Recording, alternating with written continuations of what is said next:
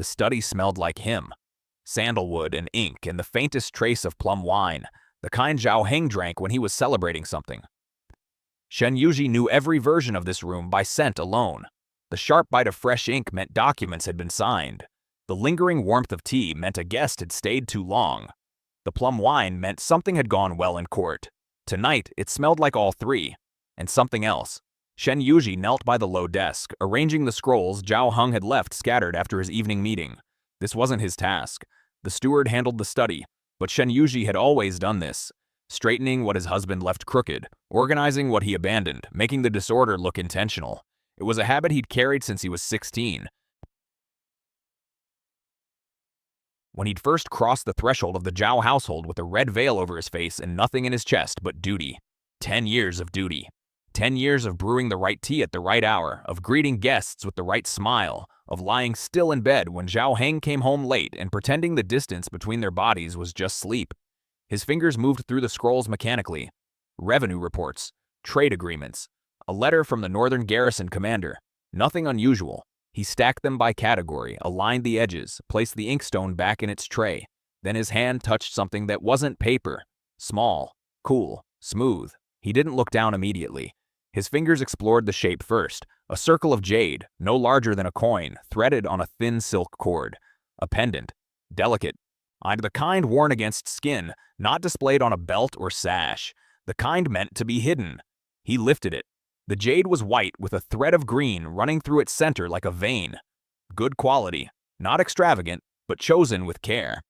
The silk cord was pale blue. It smelled of sandalwood. Not Zhao Heng's sandalwood. Zhao Heng's sandalwood was heavy, imported from the southern provinces, mixed with ambergris. This was lighter, sweeter, the kind a younger person might wear. Someone who couldn't afford the aged variety but wanted to imitate it. Shen Yuji's hands did not shake. He turned the pendant over. On the back, a single character was engraved so faintly it was almost invisible. Feng. Wind. Or a name. A name. He knew whose name. Lian Feng. 23 years old. Court musician. Born assigned to the Ministry of Rights 2 years ago. Slender fingers, a soft voice, a habit of looking down when spoken to by anyone with authority, except Zhao Heng. Shen Yuji had noticed that exception at a banquet 8 months ago. The way Lian Feng's eyes stayed level when Zhao Heng addressed him. The way his lips moved into a smile that was not performance. 8 months. Shen Yuji had known for 8 months. He hadn't confronted anyone. Hadn't wept into silk sleeves like the consorts in opera stories. Hadn't written desperate letters to his family begging to come home. What would he say? Your political alliance is inconvenient for me because my husband prefers a musician's bed to mine? His family would tell him to endure. The court would tell him to be grateful. Zhao Heng would tell him he was imagining things. And then he'd touch Shen Yuji's shoulder with that careless, proprietary hand. The same hand that had undone Lian Feng's collar in a corridor Shen Yuji was never supposed to walk through at that hour. But he had walked through it, and he had seen, and he had kept walking. That was the thing about Shen Yuji that no one understood. Not Zhao Heng, not the servants, not the court ladies who whispered that the prime minister's consort was too cold, too composed, too perfect to be real. They mistook his stillness for acceptance, his silence for ignorance, his grace for submission. It was none of those things. It was a choice. Every single day it was a choice. To remain. To observe. To catalog every slight, every absence, every lie told with a smile over breakfast. Not because he was weak. No, because he had nowhere to go and no power to wield, and the only weapon available to a discarded consort in a political marriage was the ability to see everything and say nothing, until he decided otherwise. Shen Yuji placed the pendant back on the desk, not where he'd found it, a fraction of an inch to the left, so slight that anyone who hadn't placed it there deliberately wouldn't notice the difference. But someone who had hidden it carelessly, tucked it under a scroll thinking no one would touch his desk, someone who came back to retrieve it would see that it had been moved. And that person would have to decide, does he know? Shen Yuji stood. He smoothed his robes. He checked his reflection in the bronze mirror by the door. Hair pinned correctly, expression neutral, posture straight. The face looking back at him was the same face that had looked back for 10 years. Composed, elegant, unreadable. He left the study and closed the door behind him without sound. The corridor was empty. Lanterns flickered along the walls, casting shadows that bent and straightened like bowing servants. The night air carried the scent of the garden, jasmine, damp earth, the green bitterness of chrysanthemum leaves he'd planted himself 3 years ago, because no one else in this household knew how to grow anything that healed. He walked to the banquet hall. Zhao Heng would be there, entertaining officials, laughing that generous laugh that made powerful men feel chosen. Lian Feng would be there too, playing the guqin in the corner. Eyes low for everyone except one. Shen Yuji would sit in his designated seat. He would pour tea for the guests nearest to him. He would smile when spoken to and lower his gaze when not. He would be exactly what 10 years of marriage had trained him to be. Invisible in plain sight. But tonight, something was different. Not in the room, not in the performance, not in the way Zhao Heng's hand lingered on Lian Feng's shoulder as he complimented the music. In Shen Yuji, something behind his ribs, small, dense, like a seed that had been buried in dry soil for a decade and had just inexplicably been touched by water. He didn't know what it would grow into. He didn't care. He only knew that tonight, when he returned to his chamber, he would remove his hairpins one by one. He would fold his robes.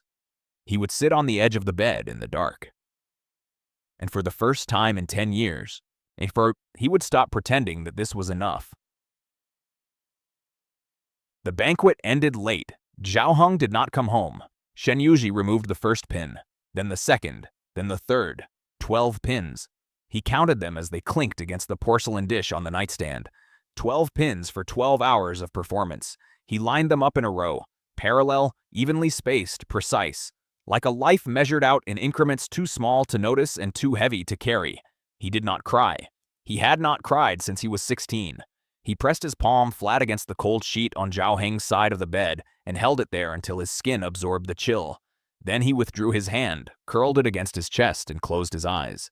Tomorrow the pendant would still be on the desk, moved, and Zhao Heng would either notice or he wouldn't. Shen Yuji already knew which one it would be. Act 1. Zhao Heng came home at dawn. Shen Yuji was already awake. He'd been awake for 2 hours, lying on his side with his eyes open, watching the thin line of gray light crawl beneath the door like something afraid to enter. He heard the footsteps first, heavy, slightly uneven, the cadence of a man who'd drunk well but not excessively, then the creak of the outer gate. The murmur of a servant greeting the master, the soft thud of boots removed in the anteroom. He closed his eyes before the bedroom door opened. Zhao Heng entered quietly. That was the courtesy he still maintained, the consideration of a man who believed his wife was sleeping and didn't want to disturb the illusion. Shen Yuji listened to him undress, the rustle of outer robes, the clink of a belt ornament set down on wood, the slow exhale of a man settling into bed beside someone he no longer reached for. The mattress dipped. Zhao Heng's body heat was distant, a warmth that existed on the other side of a border neither of them had drawn but both observed. Sandalwood. The light kind, Lian Feng's kind. Shen Yuji breathed through it, in, out, measured, the way he breathed when he was grinding difficult herbs. Foxglove, wolfsbane, things that could heal in small doses and kill in large ones. Precision mattered, control mattered. The dose was everything. He did not move. He did not speak. By the time Zhao Heng's breathing deepened into sleep, Shen Yuji had already planned his morning. He rose at his usual hour, washed his face with cold water from the basin, combed and pinned his hair, 12 pins, same as every day, selected a robe of muted gray-blue, appropriate for a consort with no formal engagements, applied no fragrance. Shen Yuji never wore fragrance. It interfered with his ability to identify medicinal compounds by smell, and over the years, this practical habit had become something else, a kind of erasure, an absence that made everyone else's scent louder. He prepared the morning medicine for the household, a digestive tonic for the head steward's weak stomach, a joint ointment for the gate guard's left knee, a throat syrup for the kitchen maid's persistent cough. Small ailments, invisible labor. No one in the Zhao household was ever seriously ill because Shen Yuji caught everything before it became serious. No one thanked him for this. You don't thank the foundation for holding up the house. By mid-morning, he was in the garden. The chrysanthemums needed pruning. He knelt in the soil with his sleeves tied back, cutting dead stems with a precision that a surgeon would envy. The garden was the one space in this household that was entirely his. Zhao Heng had no interest in plants, and the servants left it alone because Shen Yuji's organizational system was incomprehensible to anyone who hadn't studied botany. Each row was arranged by medicinal function. Analgesics to the east, anti-inflammatories along the south wall, The poisonous specimen, the ones that required gloves and careful ventilation, were in the far northwest corner, behind a low fence Shen Yuji had built himself. Anyone who wandered through the garden would see only flowers. Shen Yuji saw a pharmacy. He was trimming the last chrysanthemum stem when he heard the gate. "The master is awake," the steward announced from across the courtyard. "He's asking for tea." Shen Yuji cut the final stem, placed his shears in the basket, untied his sleeves, letting the fabric fall to cover the soil on his wrists. He stood, brushed his knees once, and walked inside without hurrying. Zhao Heng sat at the breakfast table with his hair still damp from washing. He looked good. He always looked good. That was part of the problem. 41 years old, broad-shouldered, with the kind of face that aged into authority rather than decline. His jawline was still sharp. His hands were still elegant. When he smiled, the skin around his eyes creased in a way that made people feel trusted. He was reading a report when Shen Yuji entered. When he looked up and the smile appeared, automatic, warm, practiced. "Yuji, did you sleep well?" "Yes."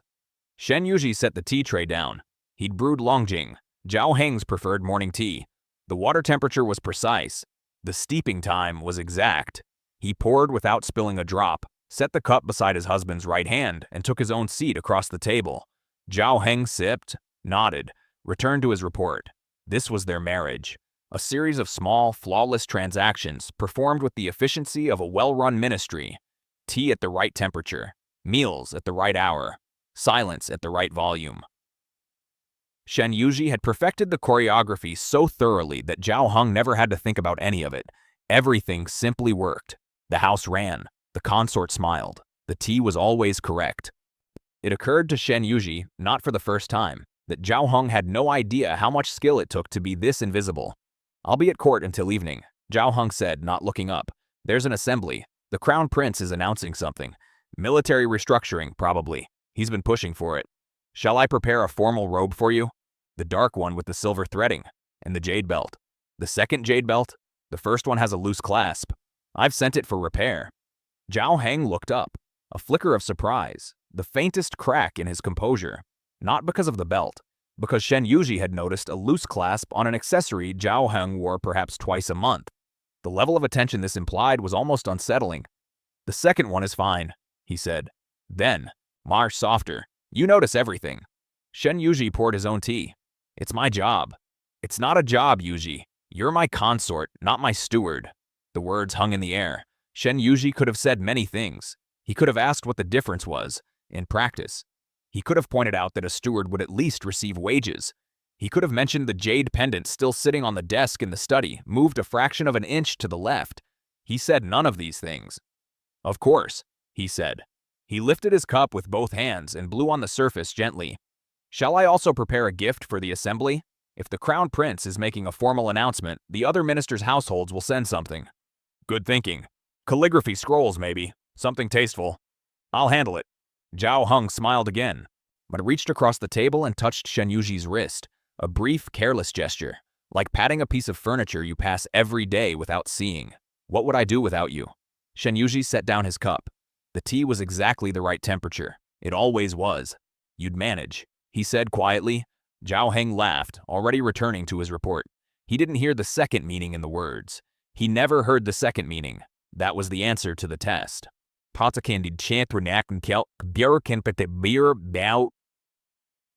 Later that morning, Shen Yuji returned to the study. The pendant was still on the desk, in exactly the position he'd left it, moved, untouched. Zhao Heng had sat at this desk to read his report, had picked up scrolls, set them down, poured himself water from the pitcher on the corner, had moved around the pendant without registering its new position. He hadn't noticed. Shen Yuji stood in the doorway for a long moment, looking at the small circle of jade on the dark wood surface.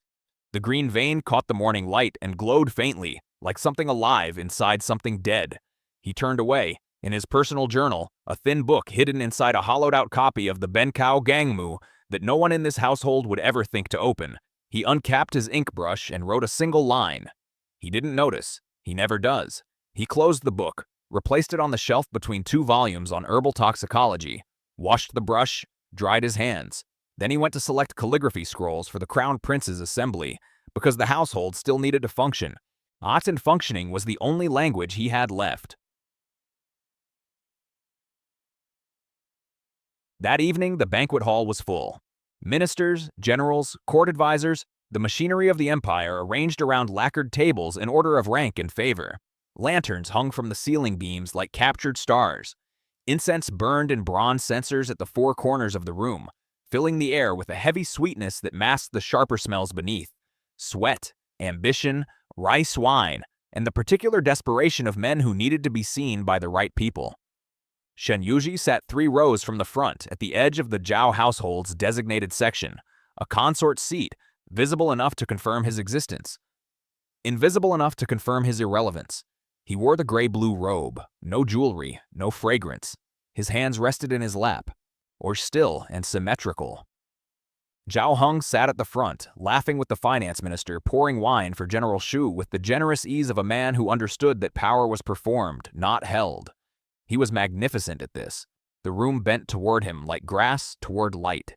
And there, in the far corner, behind a carved wooden screen, Lian Feng. The guqin strings hummed beneath his fingers, a slow melody, something old and melancholy that Shen Yuji recognized. Autumn moon over the Han Palace. A song about waiting, about someone who was left behind and made beautiful music from the leaving. Shen Yuji watched Zhao Heng's face when the music swelled, the way his eyes drifted toward the screen, the way his hand paused on his wine cup, just for a breath, before he caught himself and laughed at something General Shu said. No one else saw it. Shen Yuji saw everything. He excused himself early. A headache, he told the wife of the minister seated beside him. She nodded sympathetically. She was used to Shen Yuji leaving events early. Everyone was. The prime minister's consort was known to be delicate, fragile, a beautiful, quiet creature who couldn't handle the noise and bustle of court life. They had no idea that Shen Yuji could identify 47 medicinal plants by taste alone, set a dislocated shoulder without flinching, and had once extracted a splinter of bamboo from a child's eye using nothing but a sewing needle and steady hands. But delicacy was a useful reputation. People didn't watch what they said around someone they considered fragile. He rose, bowed, walked toward the corridor, and stopped. The crown prince's retinue was passing through the same corridor, 6 guards in dark armor, 2 attendants, and at the center, a figure that made the lantern flames seem to lean away. Li Weishuan. Shen Yuji had seen the crown prince before, but always from a distance, across banquet halls, from behind rows of ministers, through the filtered safety of ceremony and rank. He'd never been this close. Close enough to see the details. The prince was tall, not the graceful tallness of court scholars, but the dense, grounded height of someone who had trained with weapons since childhood. His robes were black, not the fashionable black of court aesthetics, but the functional black of a man who didn't care about fashion and didn't need to. His hair was pulled back tightly, secured with a single iron pin. No jade, no silk cord. No ornamentation at all. His face was sharp, cheekbones cut at angles that caught shadow. Eyes narrow, dark, set deep under straight brows. A mouth that looked like it had forgotten how to smile sometime around age 12 and hadn't bothered to remember since. But it was his scent that reached Shen Yuji first. Frozen plum blossoms. The sharp, almost metallic sweetness of blossoms that had bloomed in frost, not warm and inviting, but cold and precise. Beneath it, iron. Not blood iron, but forge iron. The smell of discipline. Shen Yuji bowed. Deep. Correct. Eyes down. The retinue passed. But the footsteps paused. Just for a moment. A break in the rhythm of 6 guards moving in unison, caused by the man at their center slowing, almost imperceptibly, as he passed the bowing figure in gray-blue. Shen Yuji didn't look up. The footsteps resumed. The corridor emptied. Shen Yuji straightened. He stood alone in the flickering lantern light, the scent of frozen plum blossoms fading around him like a season ending. He walked to his chamber, sat on the edge of the bed, and began removing his hairpins. 1, 2, 3, each one placed in the porcelain dish with a small, precise sound, like counting the hours of a life measured in gestures no one saw. 12 pins. He lined them up, parallel, even. Then he pressed his palm flat against the cold sheet on Zhao Heng's side of the bed, held it there until his skin absorbed the emptiness, and withdrew. He did not cry. He hadn't cried since he was 16. But tonight, for the first time in a decade, and the absence on the other side of the bed felt less like something to endure and more like something to leave behind. The pendant was still on the desk in the morning, unmoved, unnoticed. Shen Yuji didn't check again. He didn't need to. The answer had been written 10 years ago. He was only now reading it.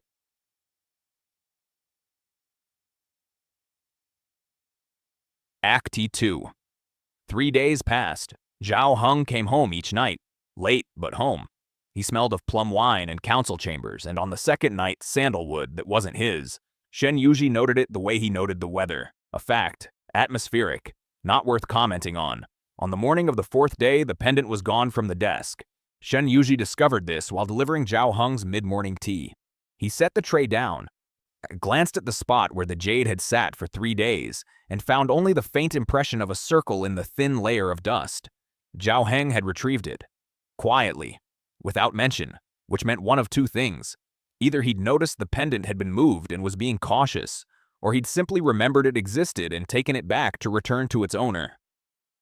Shen Yuji suspected the latter.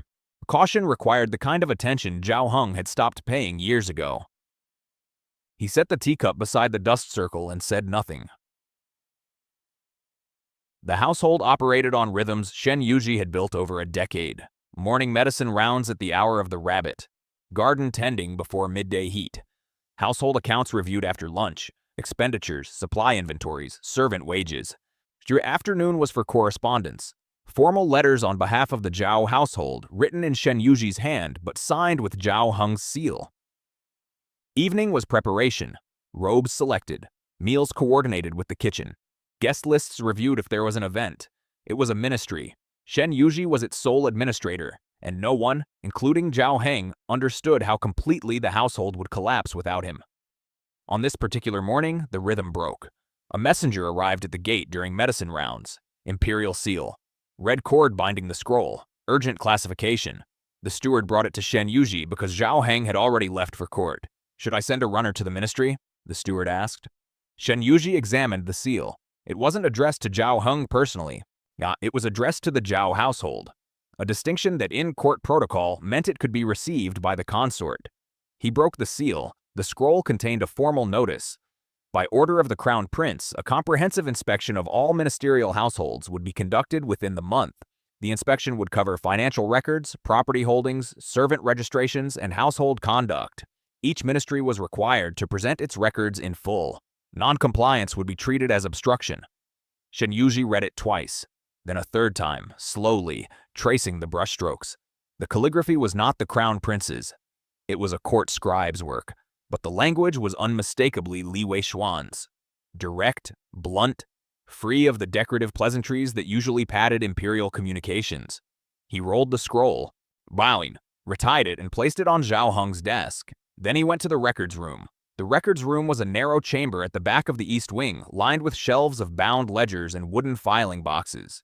Shen Yuji maintained these records personally. Every transaction, every servant contract, every repair cost and supply purchase for the past 10 years was documented in his handwriting. The system was meticulous, organized by year, subdivided by category, cross-referenced by season for recurring expenses. He pulled the most recent year's ledger and opened it on the reading table. The numbers were clean. He knew they were clean because he'd recorded them himself. But clean on his side didn't mean clean on Zhao Heng's. There were accounts Shen Yuji didn't have access to. Zhao Heng's personal expenditures. Insa, his political fund. The discretionary budget used for gifts, bribes, and the lubrication of court alliances. His private property holdings outside the capital. Shen Yuji knew these existed because he'd seen references in correspondence that passed through the study. Fragments of conversations overheard when Zhao Heng forgot to close the door fully. He didn't know the details. He'd never been invited to know. But he knew enough to understand that when the Crown Prince's inspectors arrived, the household records Shen Yuji maintained would be spotless, and the records Zhao Heng maintained, if he maintained them at all, would be something else entirely. Shen Yuji closed the ledger, or returned it to its shelf, aligned the spine with the others.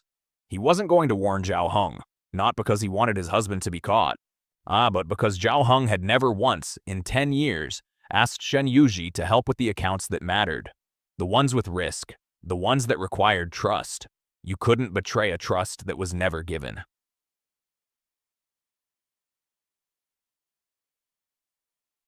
Zhao Heng came home that evening in a state Shen Yuji recognized. The particular tension of a man who'd received bad news and was performing calm.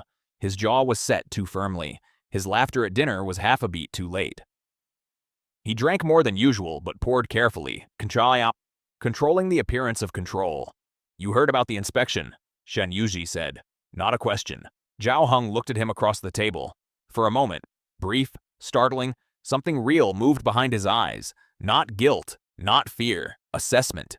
He was calculating what Shen Yuji knew. "It's routine," he said. "The Crown Prince likes to remind people he has authority. It's theater. The scroll arrived this morning. I placed it on your desk. You opened it?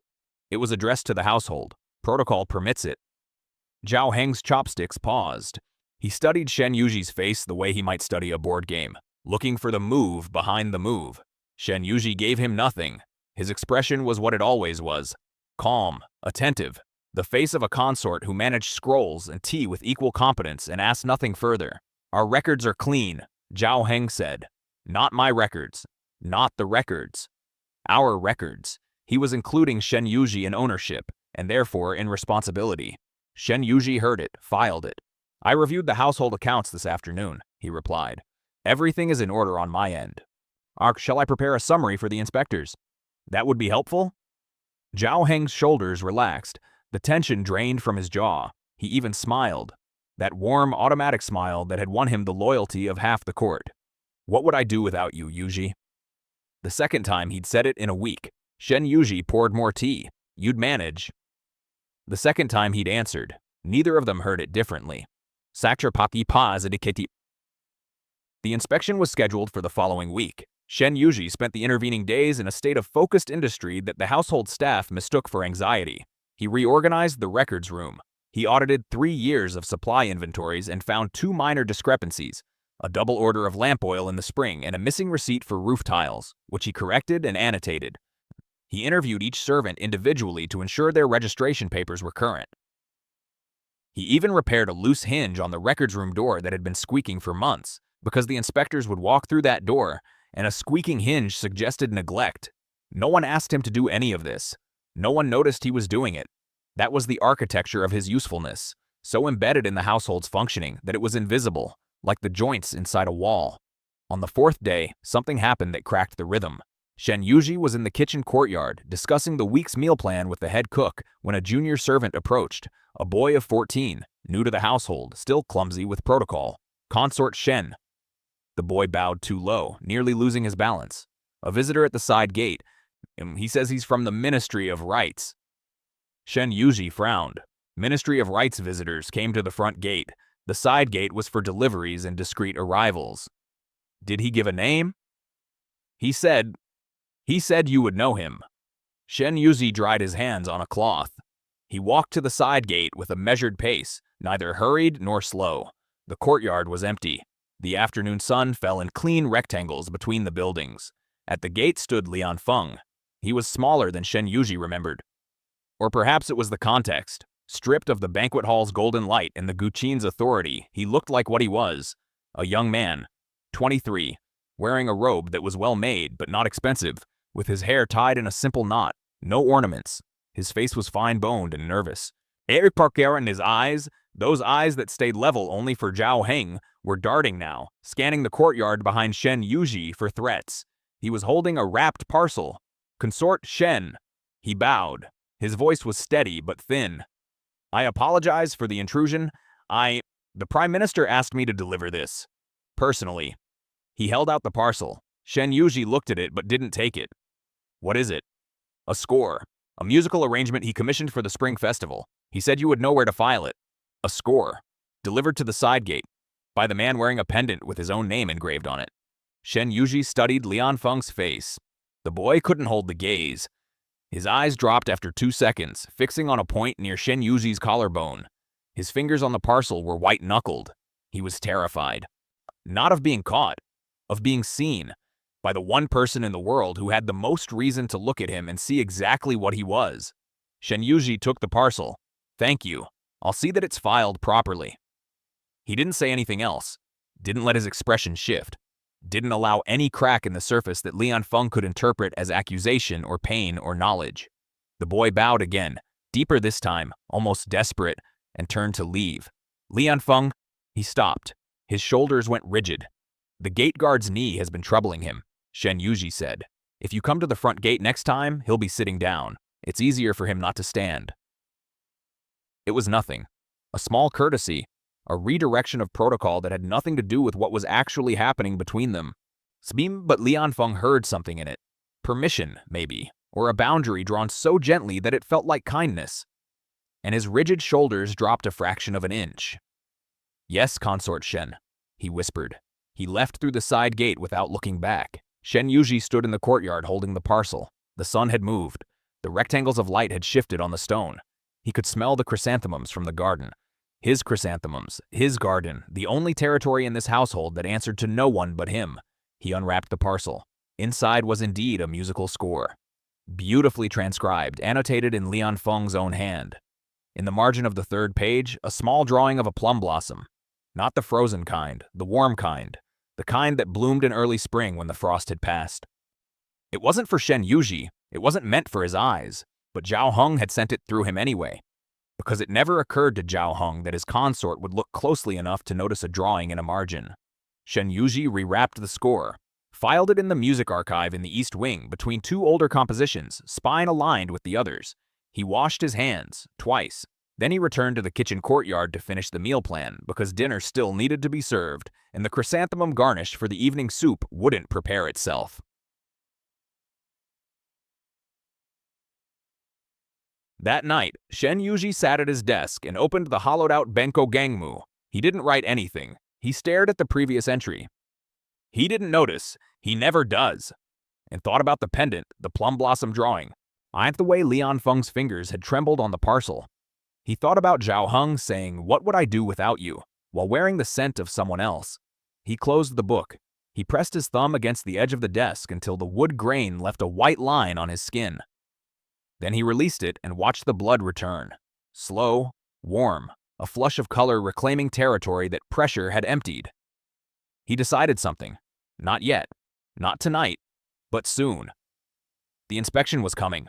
The crown prince was coming, and Shen Yuji was going to be ready. Not for his husband, not for the household, not for anyone's expectations, for himself. For the first time in 10 years. For himself. Act 3. The morning of the inspection, Shen Yuji woke before dawn. He lay still for a moment, listening. De Zhao Heng was beside him, a rare occurrence. He'd come home before midnight, spoken briefly about court matters, and fallen asleep facing the wall. His breathing was deep and even. The sandalwood was his own tonight. No trace of the lighter kind. Shen Yuji rose without disturbing the bed. He washed, dressed, and pinned his hair in the dark. 12 pins, placed by touch. He'd done this so many times his fingers knew the geometry without light. A skill born from years of early mornings in a house where no one noticed whether he was awake or asleep. He chose his robe carefully. Not the gray-blue of daily invisibility. Today he wore pale celadon, the green-white of new tea leaves, understated but precise. A color that said, "I am present," without saying, "Look at me." He fastened the belt, checked the hang of the fabric, and left the bedroom. The household was already in motion. Shen Yuji had briefed the staff 2 days ago.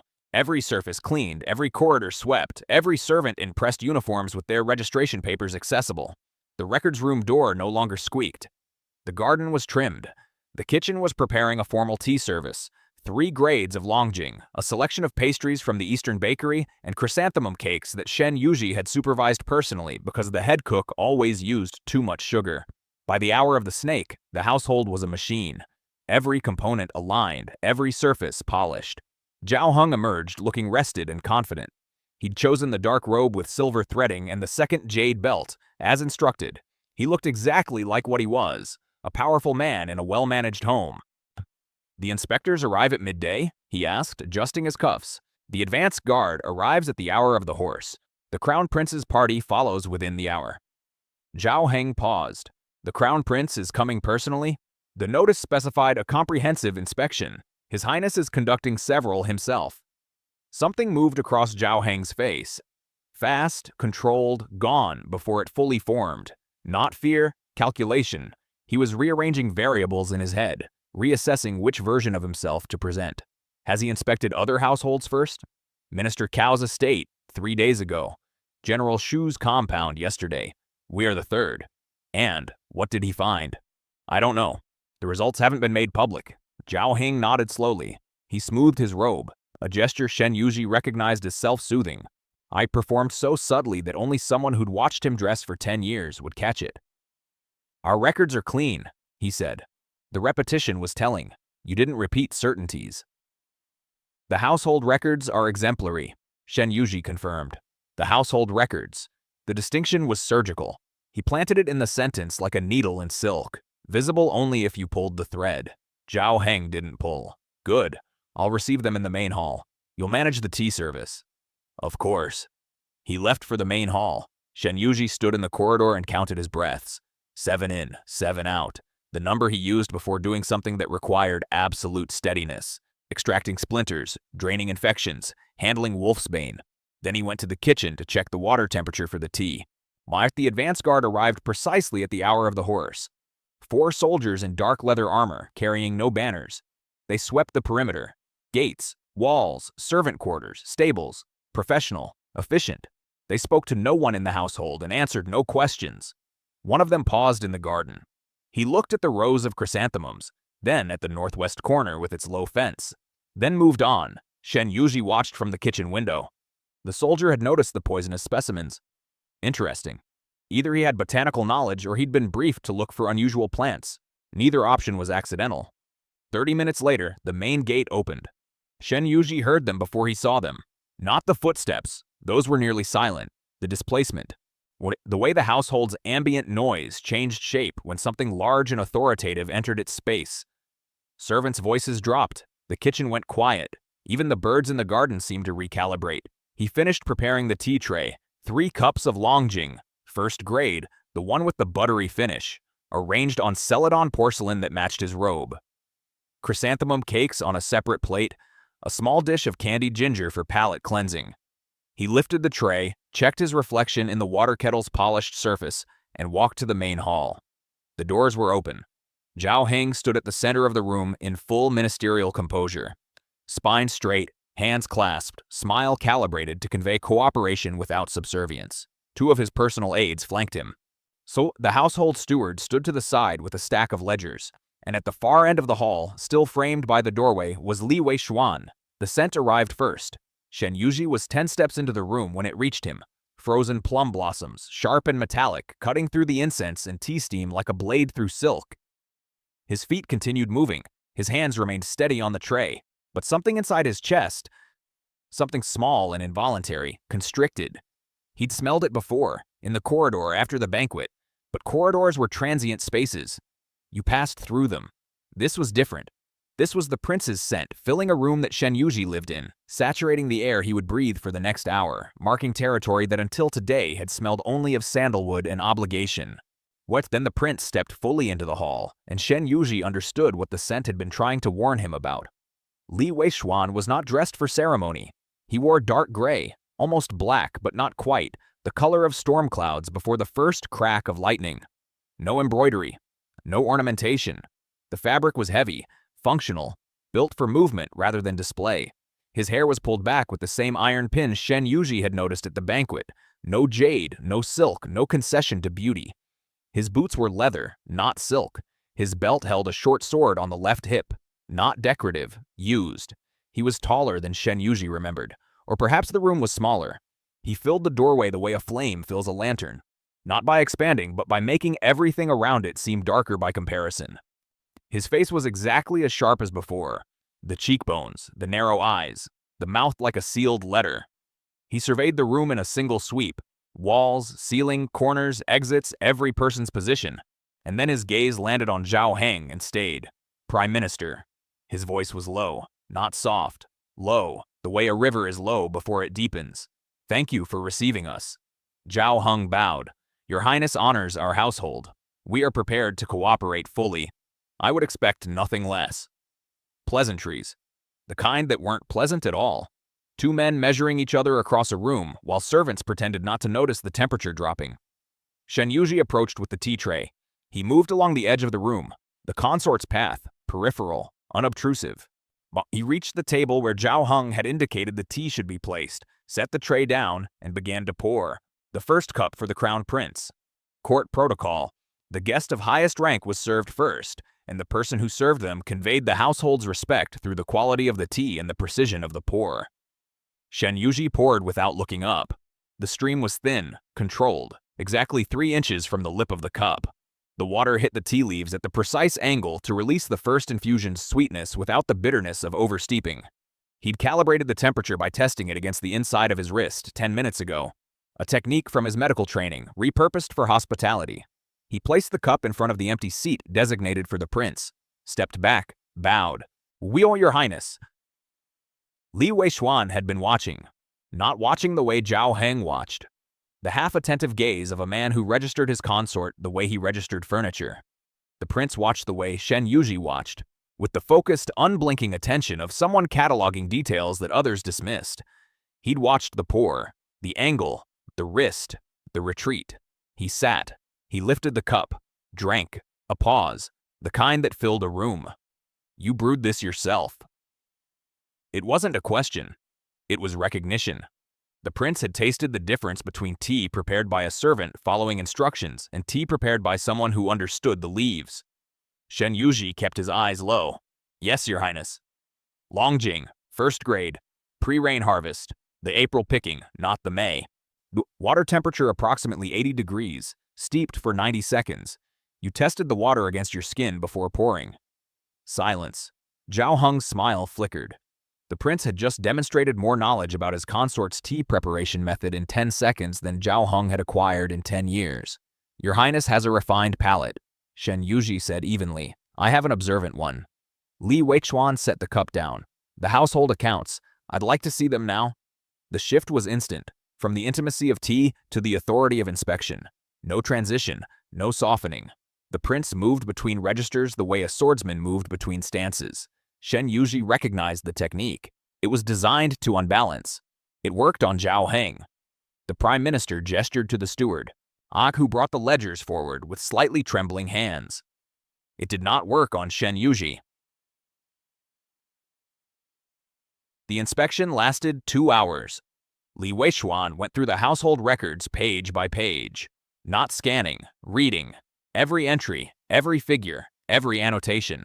He asked questions, sharp, specific, targeted. How many servants were registered? What was the annual expenditure on building maintenance? Why had the cost of lamp oil doubled in the spring quarter? The steward stammered through the first few answers. Zhao Heng stepped in with broader responses. Political context, budgetary justifications, the language of a man accustomed to speaking in rooms where precision was less important than persuasion. The prince was not persuaded. He was not interested in context. He wanted numbers, dates, receipts. Why, after 40 minutes, he closed the current ledger and looked up. Not at Zhao Heng, at Shen Yuji. "These records are maintained by the household staff?" Shen Yuji stood near the wall, hands folded, posture perfect. "I maintain them personally, Your Highness." "All of them?" "All household records, supply inventories, servant registrations, maintenance logs, correspondence archives. I've maintained them for the past 10 years. "Personally, yes." The prince held his gaze for a length of time that court etiquette did not accommodate. 3 seconds. 5, 7. Long enough for Zhao Heng to notice. Long enough for the steward to look away uncomfortably. Long enough for the air between them to acquire a texture, dense, electric, the quality of atmosphere before something breaks open. "I'm on the lamp oil discrepancy in the spring quarter," Li Weishuan said. "Explain it." "A double order was placed by mistake. The kitchen servant responsible confused the monthly supply request with a quarterly one. I identified the error within 3 days and corrected the inventory. The surplus was redistributed to the servants' quarters. The annotation is on page 47, lower margin." The prince opened the ledger to page 47, found the annotation, read it. A note in small, precise characters explaining the discrepancy, the correction, and the redistribution. Dated, signed with Shen Yuji's personal seal. Li Weishuan closed the ledger. "Your household records are impeccable," he said. The compliment was directed at the room, but his eyes moved to Shen Yuji once more.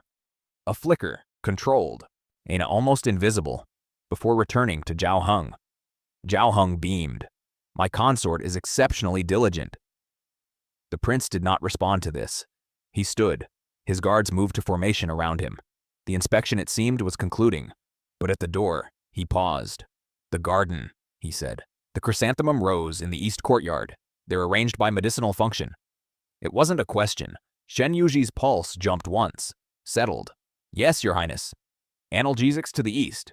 Anti-inflammatories along the south wall. The toxic specimens in the northwest corner. He'd either noticed during his own brief walk through the courtyard, or the advance guard had reported it to him. Either way, he'd recognized a system that no one in this household, including the gardeners, had ever understood.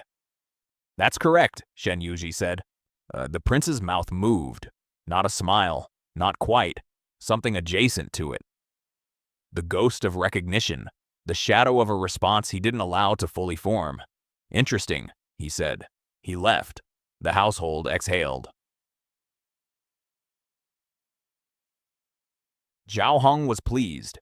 The inspection had gone well. The records were clean. The prince had found no irregularities, and the compliment about the household's management reflected well on the Zhao name. He celebrated with plum wine that evening. He even complimented Shen Yuji directly. You prepared beautifully today. The tea was perfect, the records flawless. You represented us well. Us. Shen Yuji accepted the compliment with a nod. He poured more wine. He served dinner. He cleared the dishes. While he performed the evening's choreography with the same invisible precision that had characterized every evening for 10 years. But something had changed. Not in the room. Not in the marriage. Not in Zhao Heng's oblivious satisfaction or the servants' relieved chatter. In the residue the prince had left behind. The scent of frozen plum blossoms clung to the main hall.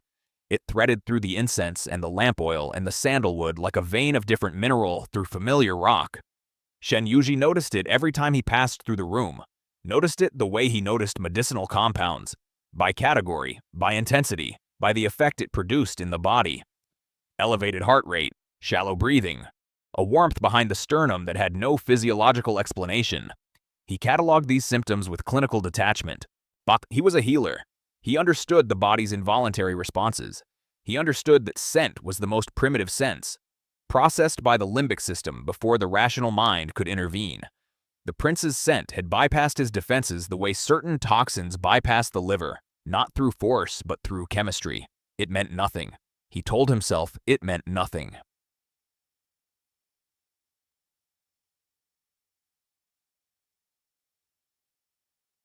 That night, Shen Yuji sat in his chamber with the window open. The garden air drifted in. Chrysanthemum and damp earth and the green bitterness of stems he'd cut that morning. Familiar smells. Safe smells. The vocabulary of a life he'd built inside walls he hadn't chosen. But beneath them, faint, almost imagined, the metallic sweetness of plum blossoms blooming in frost. He closed the window. He opened the hollowed-out Benkao Gangmu and stared at the blank page after his last entry. His brush hovered. A drop of ink swelled at the tip, trembling. He wrote. He noticed the garden. 3 words. He stared at them for a long time. Then he added, smaller, in the margin. The way Lian Feng had drawn a plum blossom in the margin of a musical score. No one has ever noticed the garden. He closed the book, replaced it on the shelf, washed the brush. The ink on the page was still wet. The words sat in the dark between 2 volumes on herbal toxicology, drying slowly, quietly, like something that had waited 10 years to be written and could afford to wait a little longer to be read. Act 4. The summons arrived 6 days after the inspection. Shen Yuji was in the garden, repotting a foxglove seedling that had outgrown its container when the steward appeared at the courtyard entrance with a scroll bearing the imperial seal. His face carried the particular tightness of a man delivering news he didn't fully understand, but suspected was significant. For you, Consort Shen, not the master, you. Shen Yuji set down the seedling, wiped the soil from his fingers, took the scroll. The language was formal, but the message was simple. By order of the Crown Prince, Shen Yuji was requested, not commanded, requested, a distinction that carried weight, to serve as a temporary medical consultant to the Royal Physicians' Hall. The palace had recently lost 2 senior herbalists to retirement, and Shen Yuji's documented expertise in medicinal botany made him a suitable interim appointment. The assignment was effective immediately and would last until the inspections concluded. Shen Yuji read it twice. The reasoning was plausible. The timing was suspicious. The word requested was doing the work of 10 soldiers. He reread the final line. Quarters will be prepared in the eastern wing of the physician's compound. The eastern wing, adjacent to the royal residences, adjacent to the prince. He rolled the scroll and went to find Zhao Heng. Zhao Heng took the news exactly as Shen Yuji expected. Badly, but within the bounds of what he could express without revealing why. This is irregular. He was pacing. Not the measured stride of a man thinking, but the short, tight circuit of a man containing something. Consorts don't get reassigned to the palace. It's not done. The scroll specifies a medical consultation, not a reassignment. I'd be functioning as a specialist, not a member of the court. The distinction is cosmetic and you know it. If you're living at the palace, sleeping at the palace, working at the palace, you're at the palace. People will talk. People always talk. The question is whether refusing a direct request from the crown prince would generate more talk than accepting it. Zhao Hong stopped pacing. He looked at Shen Yuji with that assessing gaze, the one that surfaced when he remembered briefly that his consort was not merely decorative. You think I should allow it? I think you can't refuse it. Not during an active inspection. Not when the request is framed as a service to the throne.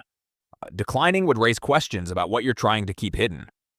The word hidden landed precisely where Shen Yuji placed it. Zhao Heng's jaw tightened. He wasn't sure whether Shen Yuji meant the inspection or something else. That uncertainty, that inability to read his own consort after 10 years, was the entire point. How long? Until the inspections conclude. A few weeks, perhaps. A few weeks? Zhao Heng exhaled. He walked to the window and stood with his back to the room, hands clasped behind him. The posture of a man reviewing options and finding none of them satisfactory. Fine, but you report to me.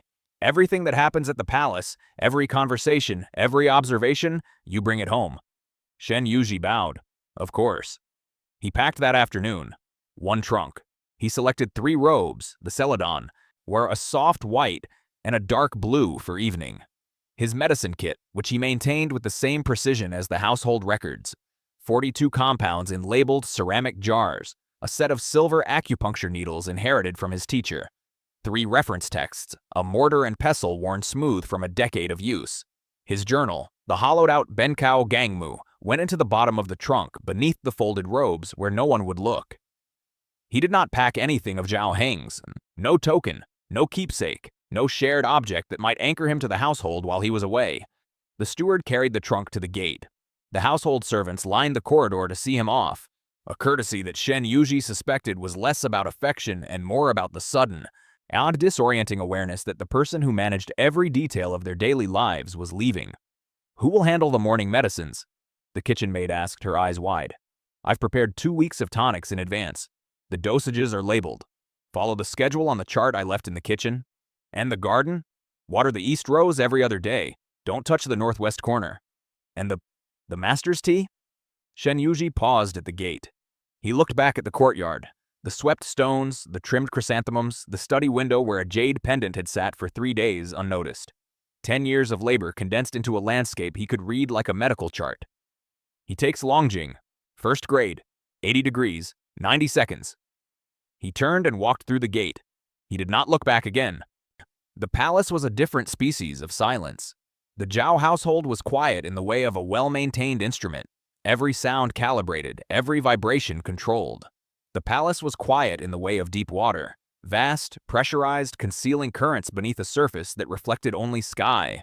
Shen Yuji was escorted through 3 gated checkpoints, across 2 courtyards, and along a covered corridor lined with plum trees. Dormant now, their bare branches reaching upward like the fingers of hands that had released something they couldn't hold.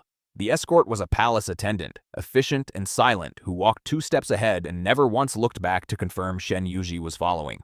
The quarters were small but immaculate. A single room with a sleeping platform, a writing desk, a washstand, and a window that faced the physician's hall to the south and the prince's residential wing to the north. The proximity was not accidental.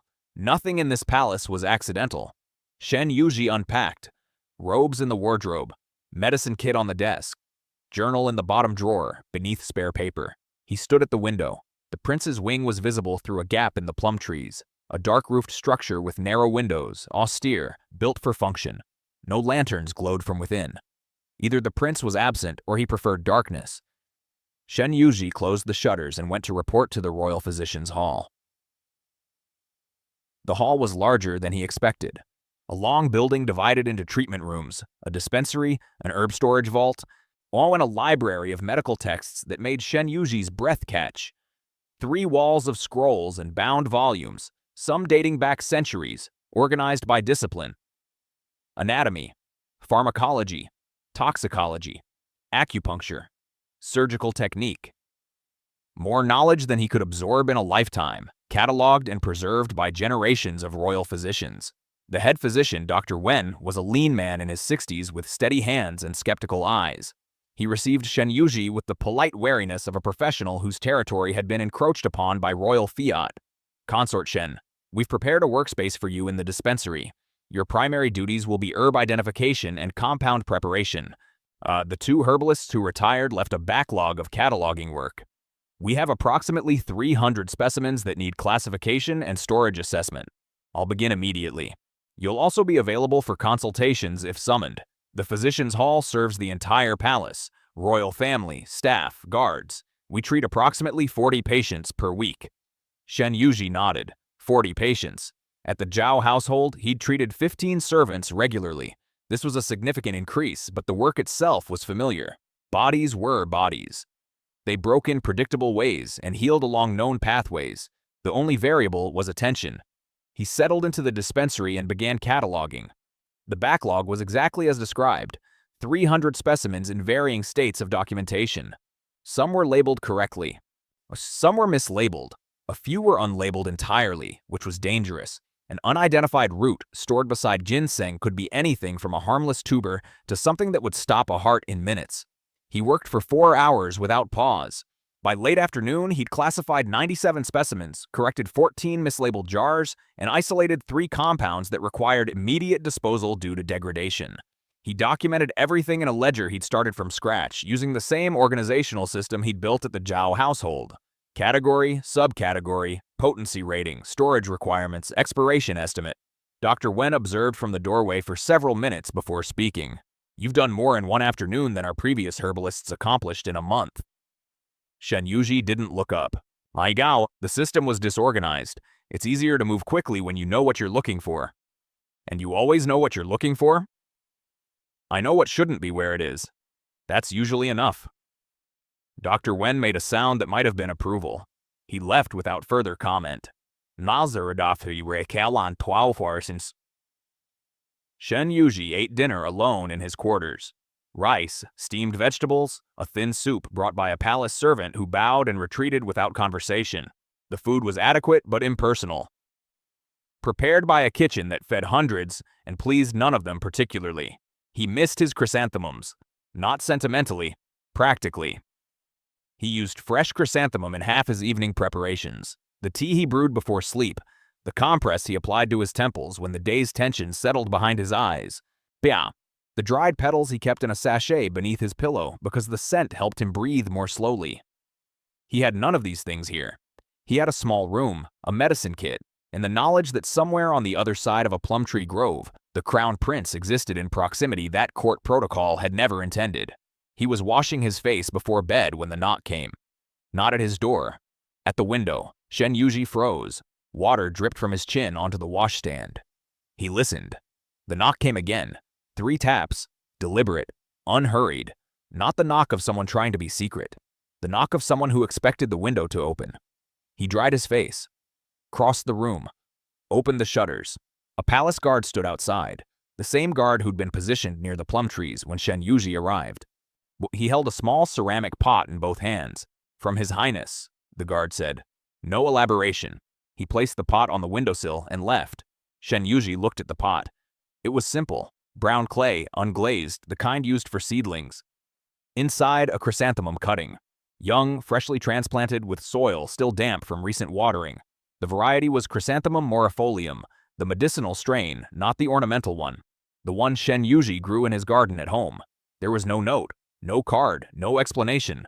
He lifted the pot and held it close enough to smell. Fresh earth, green stem, the faint, bitter sweetness of chrysanthemum leaves that hadn't yet opened. The prince had noticed the garden. The prince had noticed the species. The prince had sent the right one. Shen Yuji placed the pot on his desk, beside the medicine kit.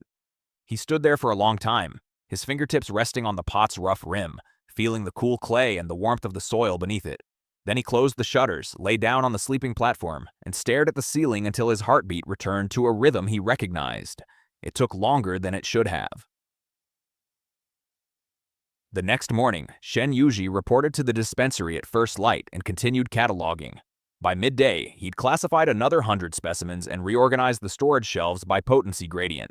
Mildest compounds nearest the door, most dangerous in the locked cabinet at the back. He was labeling the final shelf when a shadow blocked the dispensary entrance. He knew before he turned. The scent preceded everything. Frozen plum blossoms, iron. And something else today. Something warmer. Horse leather. The prince had been riding. Shen Yuji set down his brush and turned. Li Weishuan stood in the doorway, still in riding clothes. Dark tunic, leather guards on his forearms, hair loosened from the wind. He looked less like a crown prince and more like a general who'd misplaced his army. His left forearm was held slightly away from his body, a posture Shen Yuji's medical eye identified instantly. Injury, left forearm, held stiffly to avoid pressure. Probable laceration or impact wound, sustained during riding or training, at least several hours old based on the careful way he avoided bending the wrist. Your Highness? Shen Yuji bowed. I was told the new herbalist was reorganizing the dispensary. The prince's voice was flat, conversational, as if he'd simply wandered in from a ride and found himself here by accident. No one wandered anywhere in this palace by accident. The previous system had inconsistencies. I'm correcting them. Li Weishuan stepped inside. The dispensary was narrow. 2 people standing in it reduced the available space by half. The prince's presence reduced it further, not physically but atmospherically. He moved through the room the way his scent moved through air, filling it, changing its composition. He scanned the shelves, touched nothing.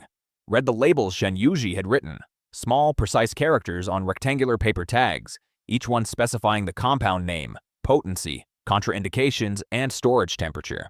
You included contraindications on the labels. Standard practice. If a physician reaches for a compound in an emergency, they should see the risks before they administer it. Our previous herbalists didn't do this. With respect, Your Highness, your previous herbalists mislabeled 14 jars and stored degraded wolfsbane beside fresh ginseng. Their standards were not mine. Something shifted in the prince's expression. Not amusement. He didn't seem like a man who experienced amusement in the conventional sense. Recognition. The same flicker Shen Yuji had seen in the main hall during the inspection, when the prince had identified the medicinal gardens organization in a single glance. He was being seen, again, by the only person who seemed equipped to see him. Your arm, Shen Yuji said. Li Weishuan looked at him. What about it? You're holding it away from your body to avoid pressure on the forearm.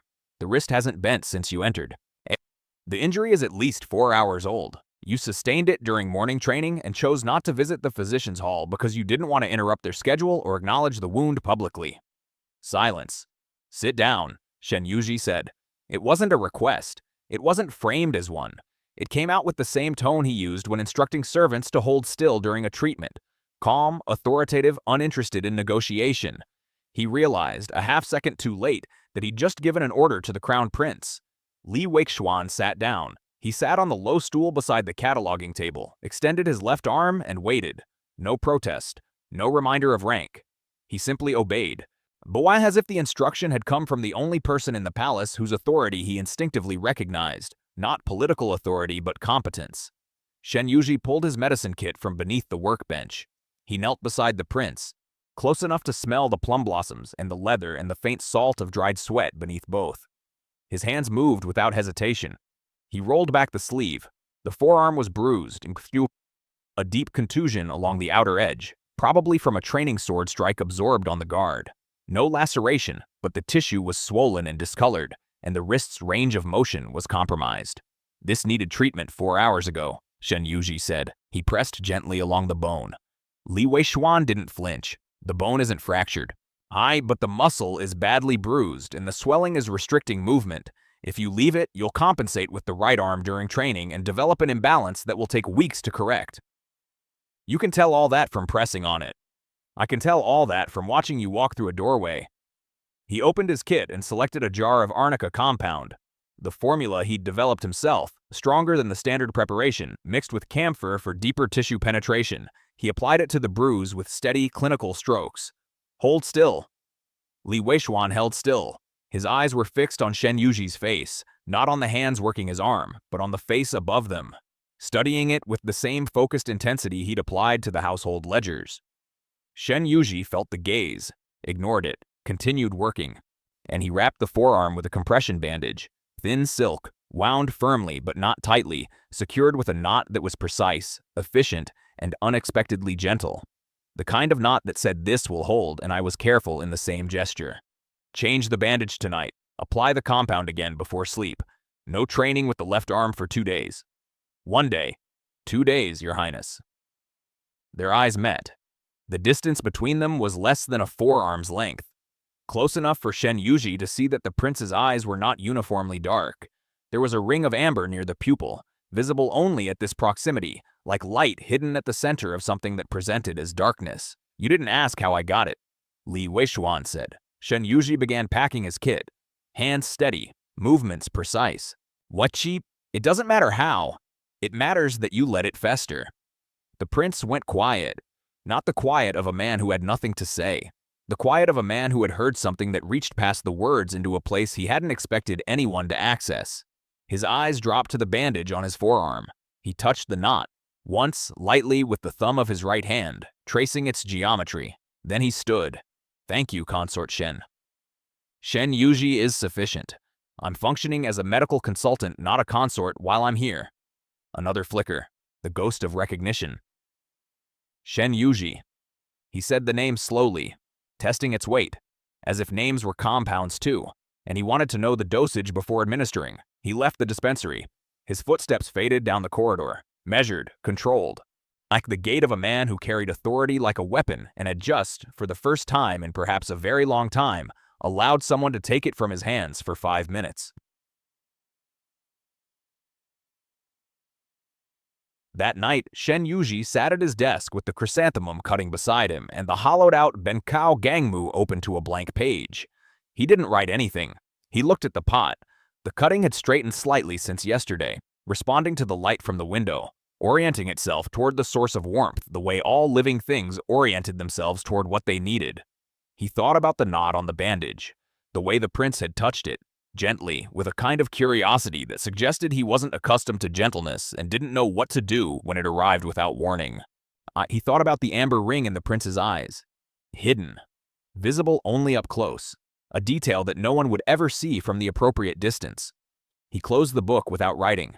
Some things were not yet ready to be language. Some things needed to remain in the body, in the pulse, in the breath, in the warmth behind the sternum that had no name and no diagnosis and no cure that Shen Yuji, with all his knowledge, could identify. He watered the chrysanthemum, turned down the lamp, lay in the dark. The bandage knot was a small thing, a gesture so minor that anyone else would have forgotten it by morning. But Shen Yuji was a man who noticed when jade pendants moved a fraction of an inch, a man who read plum blossom drawings in the margins of musical scores, a man who cataloged every detail, however small, because the small ones were the ones that told the truth. And the truth was this: Li Weishuan had touched the knot the way a man touches something he wants to understand but isn't ready to name. Shen Yuji understood the feeling. He pressed his palm flat against the sleeping platform, the cold, unfamiliar surface of a bed that belonged to no one, and held it there until the chill became warmth. Then he withdrew his hand, curled it against his chest, and closed his eyes. For the first time in 10 years, the cold side of the bed was not a reminder of what was missing. It was space, room for something he hadn't yet decided to let in. Act 5 days acquired a new architecture. Shen Yuji rose before dawn, habit too deep to break, and walked to the physician's hall in the gray light, his breath visible in the early cold. He cataloged specimens until the first patients arrived.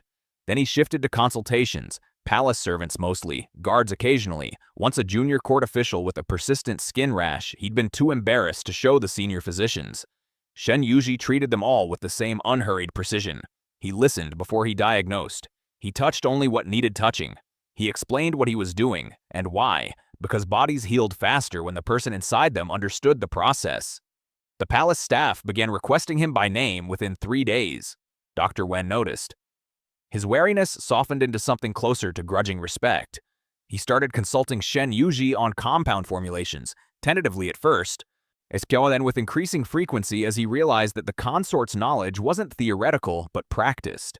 Shen Yuji had mixed more compounds by hand than most royal physicians had read about. The work was good. It filled the hours with purpose and left his hands smelling of herbs instead of loneliness. And then there was the prince. Li Weiwan did not visit the dispensary again. He did not send messages. He did not summon Shen Yuji to the royal wing. He maintained with meticulous correctness the exact distance that protocol demanded between a crown prince and a visiting medical consultant. But he was present. Shen Yuji would be crossing the courtyard between the dispensary and the herb garden, and the prince would be walking the opposite direction, returning from a council meeting flanked by guards. Or his stride purposeful and unhurried. They would pass within 6 feet of each other. Neither would stop. Neither would speak. But the prince's gaze would find Shen Yuji for a fraction of a second, a contact so brief it could have been accidental, except that Li Weichuan did nothing by accident. It happened again in the physician's library. Shen Yuji was reading a treatise on meridian theory, cross-referencing it with his own notes on acupressure points, when the door opened. The prince entered, spoke briefly with Dr. Wen about a logistics matter related to medical supplies for the northern garrison, and left. The conversation lasted 4 minutes. During 3 of those minutes, the prince stood at an angle that placed Shen Yuji in his peripheral vision. He never looked directly. So he positioned himself so that looking wasn't necessary. Shen Yuji recognized the technique because he used it himself. It was the geometry of attention, placing yourself where the thing you wanted to observe existed at the edge of sight, where watching became ambient rather than deliberate. He'd done this at 100 banquets, tracking Zhao Heng's interactions with Lian Feng without ever turning his head. The prince was watching him the way Shen Yuji watched, from the margins, with patience, with the understanding that the most important observations were the ones the subject never detected, except Shen Yuji detected everything. On the 8th day, the prince brought a question. Shen Yuji was in the herb garden behind the physician's hall. The dean transplanting a cutting of Angelica sinensis into the medicinal bed he'd started building with Dr. Wen's reluctant permission. His sleeves were tied back. Soil darkened his fingernails. He was entirely absorbed in the root structure of the cutting, the fine, hair-thin tendrils that would determine whether the plant survived the transplant. When the shadow fell across his hands, frozen plum blossoms, iron. Today, beneath both, something like cedar. The prince had been reviewing documents. Cedar was the scent of the old wood cabinets in the Imperial Archive. Shen Yuji. He didn't startle. His hands continued settling soil around the roots. Your Highness. A question. If a compound is effective at treating a condition but carries significant risk of harm in improper doses, do you classify it as a medicine or a poison? Shen Yuji pressed the soil firm, sat back on his heels, looked up. The prince stood at the garden's edge, hands clasped behind his back, posture rigidly correct. He wore dark blue today, almost the same shade as the robe Shen Yuji had packed for evening wear. His expression was neutral, controlled, giving nothing away. But he'd come to the herb garden with a philosophical question about toxicology, and that was its own kind of confession. Neither, Shen Yuji said. I classify it as a compound. Medicine and poison are descriptions of intent, not substance. The same root that stops pain in small doses stops the heart in large ones. The root doesn't change. The hand that measures it does. Li Weichuan considered this. His eyes moved from Shen Yuji's face to his hands. Soil darkened. Steady, resting on his knees. The hands of someone who measured with precision because imprecision had consequences. And if the hand doesn't know what it's measuring, then it shouldn't be measuring at all. What if it has no choice? Shen Yuji stood. He brushed the soil from his knees, a practical gesture that also returned him to full height, eye level with the prince's collarbone. There's always a choice, Your Highness. The difficulty is accepting what each option costs. The prince looked at him for a long time. 5 seconds. 8. Long enough for the garden sounds to fill the space between them. Bird song, the rustle of wind through the medicinal beds, the distant clatter of the kitchen preparing lunch. You speak about medicine the way strategists speak about war, he said. Perhaps that's because healing and strategy require the same thing, which is the willingness to cause pain in the short term to prevent greater pain in the long term, and the judgment to know when the pain you're causing has become the disease. The prince's mouth moved. That ghost again, the shape of something that wanted to be a smile but had been trained out of the reflex long ago. He unclasped his hands. For a moment, his left arm hung at his side, and Shen Yuji's gaze dropped automatically to the forearm. How is the bruise? Healed. You resumed training after 1 day, not 2. It wasn't a question. Li Weishuan's eyebrow rose, the first unguarded micro-expression Shen Yuji had witnessed from him. How did you know? You favor the left arm slightly when you turn. Not from pain, from overcorrection. You compensated during training before the tissue fully recovered, and now your muscle memory has a slight asymmetry. It will resolve in a few days, but it wouldn't exist if you'd waited the second day. Silence. You observed this from across a courtyard. I observed it from a window. The admission sat between them. Shen Yuji heard it leave his mouth and felt the weight of what it revealed, that he'd been watching too, that the geometry of attention operated in both directions, that the margins they'd been occupying had narrowed without either of them deciding to move. Li Weichuan's hand rose, slowly.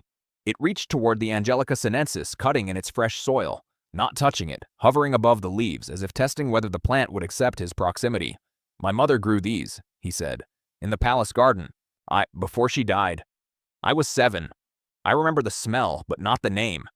It was the most personal thing he'd said in any conversation Shen Yuji had witnessed, delivered without inflection, without sentiment, with the flat precision of a military report.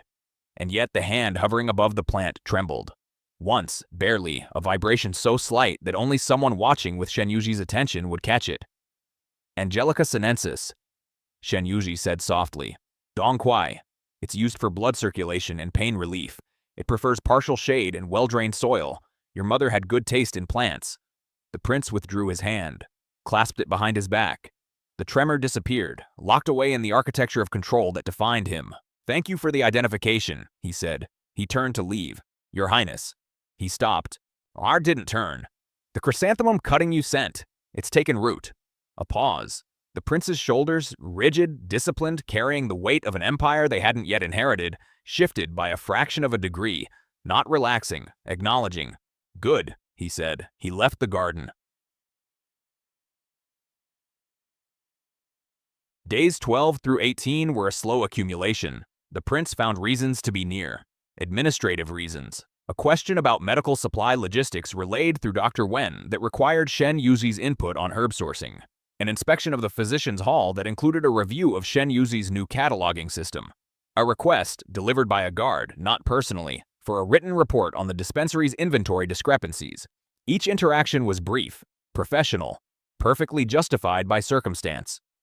And each one left a residue. A glance held one beat too long.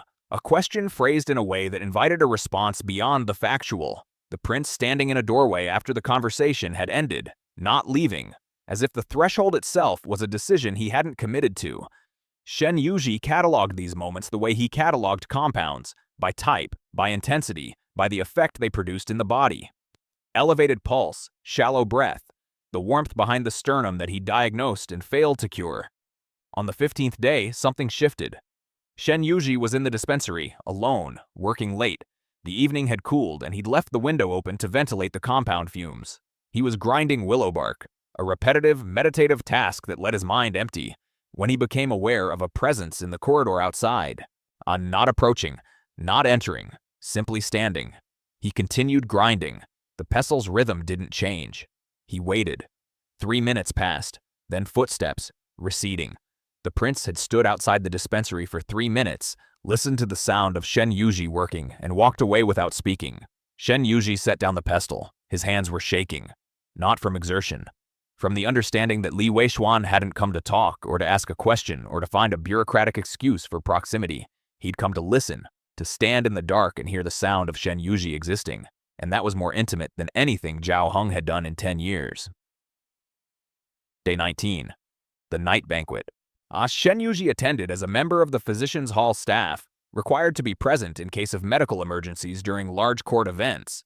He sat at the far end of the hall, dressed in white, positioned beside Dr. Wen, invisible by design.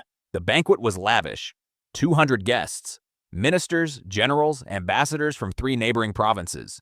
The emperor was absent, ill health, rumored but unconfirmed, and the crown prince presided in his place.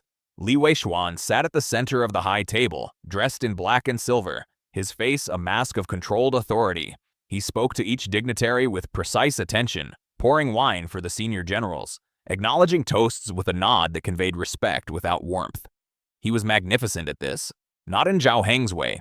Zhao Heng seduced rooms with charm, making each person feel chosen.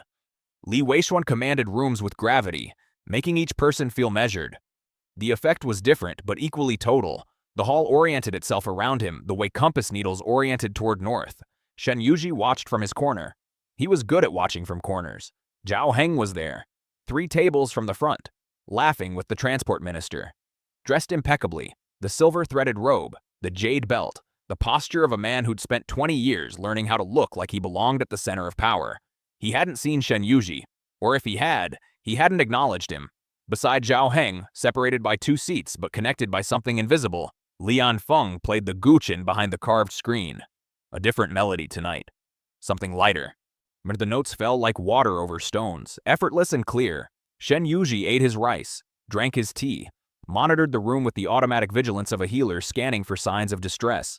Flushed faces that indicated too much wine, the pallor of an elderly minister who should probably sit down, the slight sway of an ambassador who'd mixed grain spirits with rice wine. Then the wine was served for the crown prince's table. Shen Yuji noticed it because noticing was what he did. The serving girl carried the tray from the kitchen corridor, moving along the edge of the room. The wine was in a bronze vessel, ceremonial, reserved for the high table. She set it before the prince's seat and poured. The color was correct, the consistency was correct, but the smell.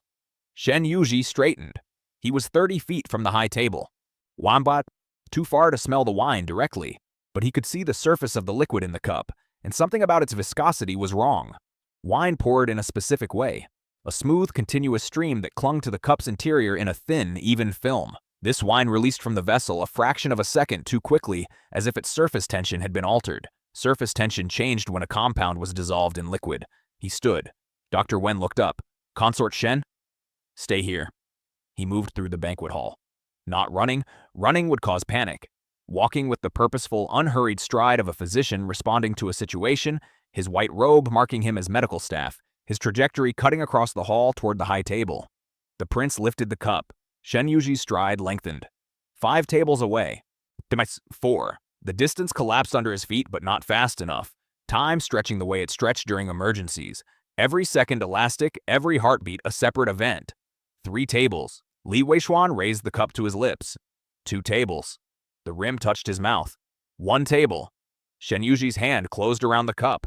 Not gently, not with the refined, controlled touch of a consort serving tea. With the firm, decisive grip of a physician removing a harmful substance from a patient's reach. His fingers overlapped the prince's on the bronze surface. He pulled the cup away from Li Weishuan's mouth and held it at arm's length. The hall went silent. 200 people. 200 pairs of eyes. Every conversation dead. Every chopstick suspended. The guqin behind the screen stopped mid-note. "Hiking to Priarst," and the last string vibration hanging in the air like a held breath. Shen Yuji stood beside the crown prince with a stolen wine cup in his hand and an entire court staring at him. He didn't look at the court. He looked at the cup. He tilted it. Let the wine catch the lantern light. The liquid was darker than it should have been, a shade too deep, as if something had been mixed into the base. He brought it close to his face. Not to his lips. To his nose. Chrysanthemum root. His own compound. The bitter variety he grew in the northwest corner of his garden at home. Behind the low fence, the specimens he'd warned the household staff never to touch. But this wasn't chrysanthemum root alone. It was laced with wolfsbane, a combination that in small doses caused mild digestive distress. In the concentration present in this cup, it would stop the heart within 10 minutes. "Poison," Shen Yuji said. His voice carried across the silent hall, not raised, not dramatic, delivered with the clinical flatness of a diagnosis. "Chrysanthemum root and wolfsbane in a lethal concentration. This wine cannot be consumed." The hall erupted. Guards surged forward. The serving girl was seized before she reached the kitchen corridor. Ministers pushed back from their tables. The ambassador from the western province knocked over his own cup in alarm, and the elderly minister Shen Yuji had been monitoring finally sat down. In the center of it all, Li Weishuan hadn't moved. He sat with his hand still raised. The hand that had held the cup, now empty, fingers curled around air. His eyes were fixed on Shen Yuji, not on the chaos, not on the guards, not on the poisoned wine being carried away for analysis. On Shen Yuji, who stood beside him in a white robe, holding the cup that would have killed him, with an expression of absolute calm and hands that did not shake. "You identified it from 30 feet away," the prince said. His voice was quiet, intended only for the space between them. I identified the viscosity change. The compound was confirmed by scent, by smell. Chrysanthemum root has a distinctive bitter fragrance when dissolved in alcohol. I grow the plant. I know its signatures. You know many things by smell alone.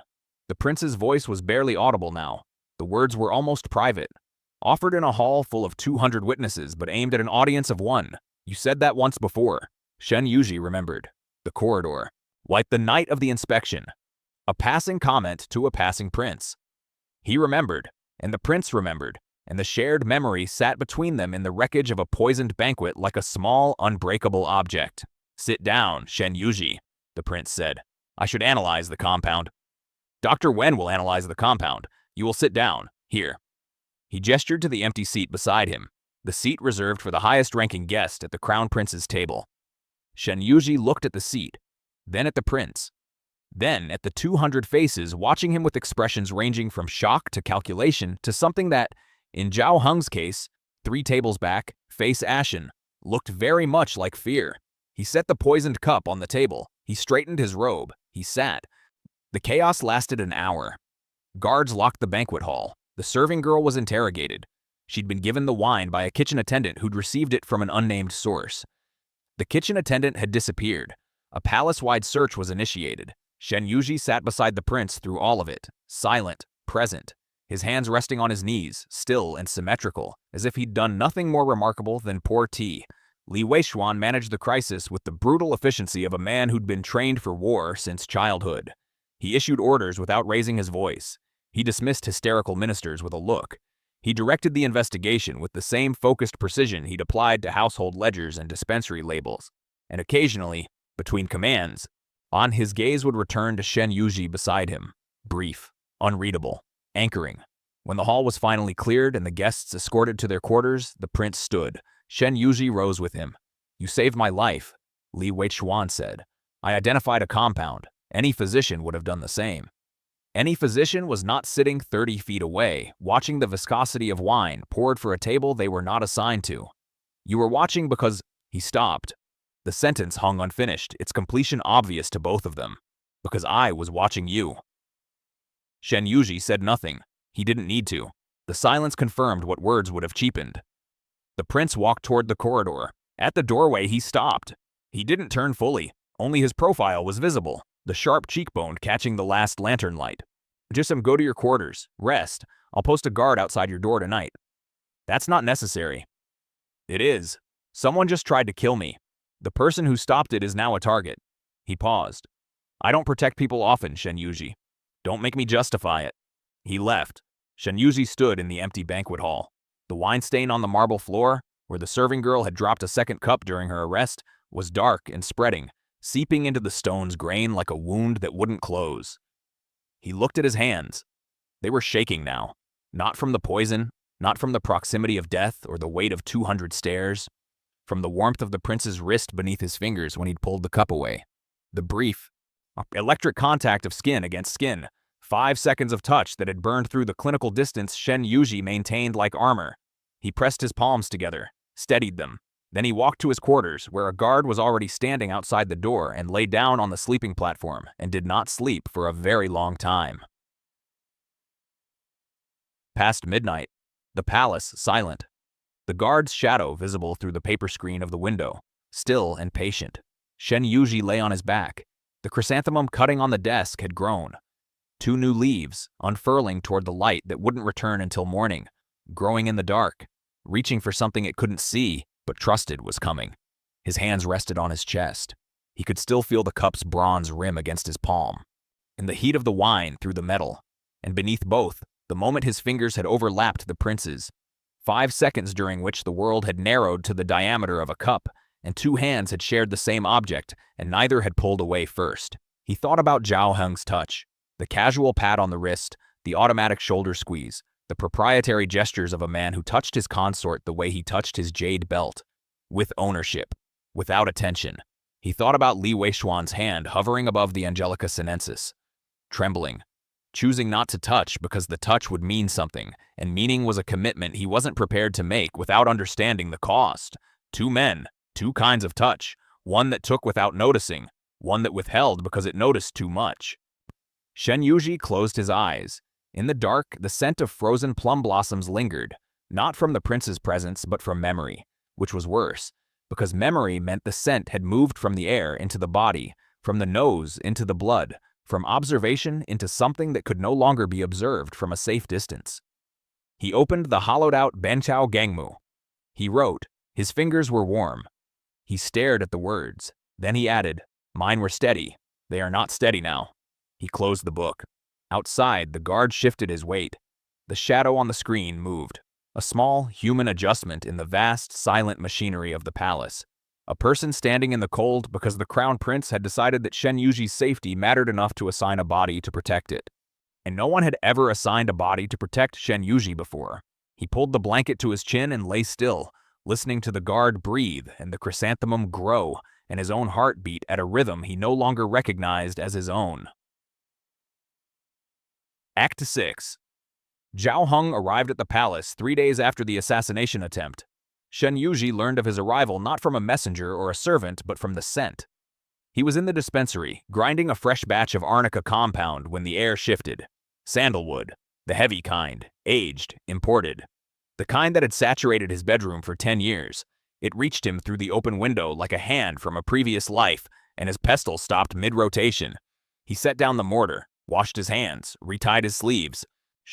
By the time Zhao Heng appeared in the physician's hall courtyard, flanked by 2 personal aides and carrying the particular expression of a man performing concern, Shen Yuji was standing at the dispensary entrance with his hands folded and his face arranged into the expression he'd worn for a decade. Calm, attentive, unreadable. Yuji? Zhao Heng crossed the courtyard in quick strides. His hands found Shen Yuji's shoulders, a grip that looked like relief and felt like inventory. He was checking, not for injury, for damage control. I came as soon as I could. The court has been in chaos. The investigation, the security protocols. Are you hurt? No. I heard what you did. The entire court is talking about it. You stopped the crown prince from drinking poison. His voice carried the careful admiration of a man who recognized an asset's increased value. That was incredibly brave. It was pattern recognition. I noticed a viscosity change in the wine. From 30 feet away. Zhao Heng's thumbs pressed into Shen Yuji's shoulders. Not painfully, possessively. The same unconscious grip he used on jade ornaments and calligraphy brushes. Objects he owned and expected to find where he'd left them. You're remarkable, Yuji. I've always said so. He had never said so. Not once in 10 years. Shen Yuji had reviewed every conversation, every dinner, every morning tea. The word remarkable had never appeared. Helpful, yes. Diligent. Good thinking. But never remarkable. That word implied seeing someone clearly enough to be surprised by them. And Zhao Heng had stopped being surprised by Shen Yuji approximately 6 months into their marriage when the consort's competence became furniture, present, functional, invisible. Thank you, Shen Yuji said. Would you like tea? I didn't come for tea. I came to bring you home. The word landed differently than Zhao Heng intended. Home. It should have pulled. It should have anchored. Instead, it sat between them like a stone dropped into still water. Heavy, sinking, creating ripples that moved outward and touched nothing. The assignment isn't complete, Shen Yuji said. The dispensary reorganization still requires... The dispensary can wait. The investigation is ongoing and I don't want you here while the palace is under heightened security. It's not safe. The crown prince has assigned a personal guard to my quarters. Zhao Heng's expression changed. A subtle shift, the kind visible only to someone who'd studied that face for a decade. The muscles around his eyes tightened. His jaw set a degree firmer. Not anger. Territorial recalculation. The crown prince had assigned protection to his consort. The implication was a line drawn in ink that Zhao Heng could read perfectly well. That's generous of His Highness, he said carefully, but unnecessary. You belong at the Zhao household. Your responsibilities are being managed. I left 2 weeks of prepared medicines. The garden instructions are documented. The household accounts are current through the end of the month. Yuji, Zhao Heng's voice dropped. Not to tenderness, to the register he used when subordinates pushed back on decisions he'd already made. The management voice. The voice that said, I am being patient, but patience has a boundary. Pack your things. We're leaving tonight. Shen Yuji looked at the hands on his shoulders. He looked at them the way he looked at compounds, assessing weight, pressure, intent. These hands had touched him thousands of times. Morning greetings, evening dismissals, the mechanical intimacy of a marriage sustained by habit rather than hunger. These hands had also adjusted Lian Feng's collar in a side corridor with a tenderness they never showed in the bedroom. "You're hurting me," Shen Yuji said quietly. Zhao Heng looked at his own hands. The grip wasn't hard. It wouldn't bruise, wouldn't leave marks. It wouldn't constitute anything a court official could point to and call excessive. But Shen Yuji hadn't said you're gripping too tight. He'd said you're hurting me. And the distinction between physical pressure and something far older and deeper passed through the air like a blade Zhao Heng couldn't see but felt. He released his grip. He didn't apologize. "Tonight, Yuji." "I'll consider it." She watched Zhao Heng register the response. "I'll consider it." Not yes. Not of course. In 10 years, Shen Yuji had never answered a direct instruction with "I'll consider it." The phrase was a door that had always been open, now showing its hinges. Still open, but suddenly, visibly, capable of closing. Zhao Heng left the courtyard. His aides followed. The sandalwood lingered, mixing with the dispensary's herbal air, and now an old scent in a new space, smelling like something that no longer fit. Shen Yuji returned to the dispensary. He picked up the mortar and pestle. His hands were steady. They were always steady, but something behind his ribs was vibrating at a frequency he couldn't name. Not anger, not grief, something more tectonic. The slow, deep shift of a foundation that had held for a decade and was now, almost imperceptibly, moving. He ground the arnica for 20 minutes. Mechanically, the rhythm was its own medicine. Repetitive, physical, demanding enough attention to keep the vibration from reaching his hands. At midday, he left the dispensary to walk the palace grounds.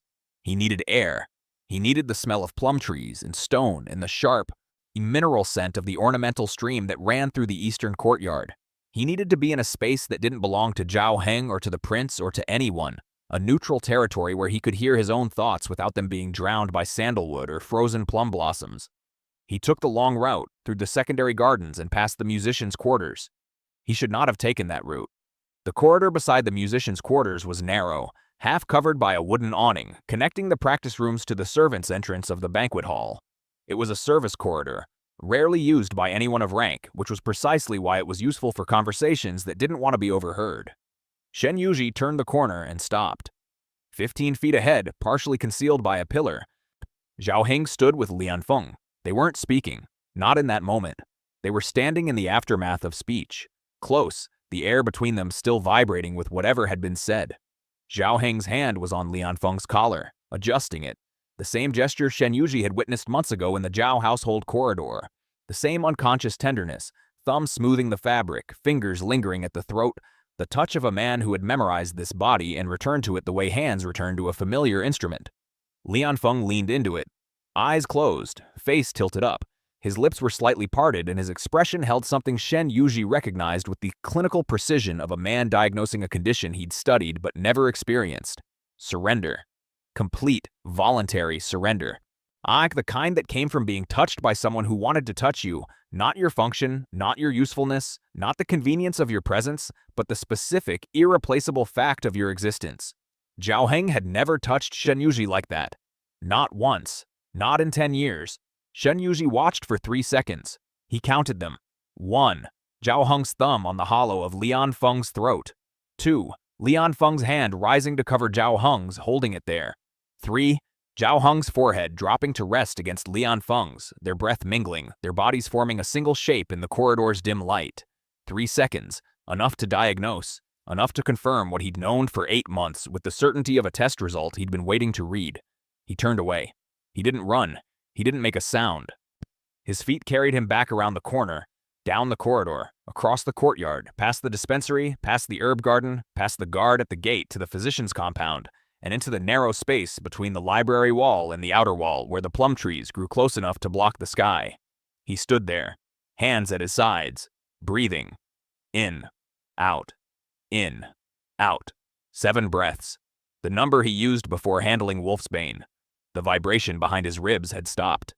In its place, a stillness, not peace. The kind of stillness that followed a fracture, the body's brief, shocked silence before the pain signal reached the brain. He pressed his back against the wall. The stone was cool through his robe. He focused on the sensation, rough, solid, indifferent. Walls didn't care what you leaned against them for. That was their only virtue. They held without asking why. He didn't cry. He hadn't cried since he was 16, but for the first time in 8 months of knowing, the knowledge hurt differently. Not the dull, managed ache of suspicion confirmed. This was sharp, specific, localized, like a needle finding a nerve he'd thought was dead, because now he knew what Zhao Heng's tenderness looked like when it was real. And the knowing illuminated, with merciless clarity, every touch Zhao Heng had ever given him, every pat on the wrist, every squeeze of the shoulder, every perfunctory brush of lips on the forehead, and revealed them for what they were. Gestures without current, lamps without oil, the shape of intimacy with nothing inside. He stood between the wall and the plum trees until his breathing steadied.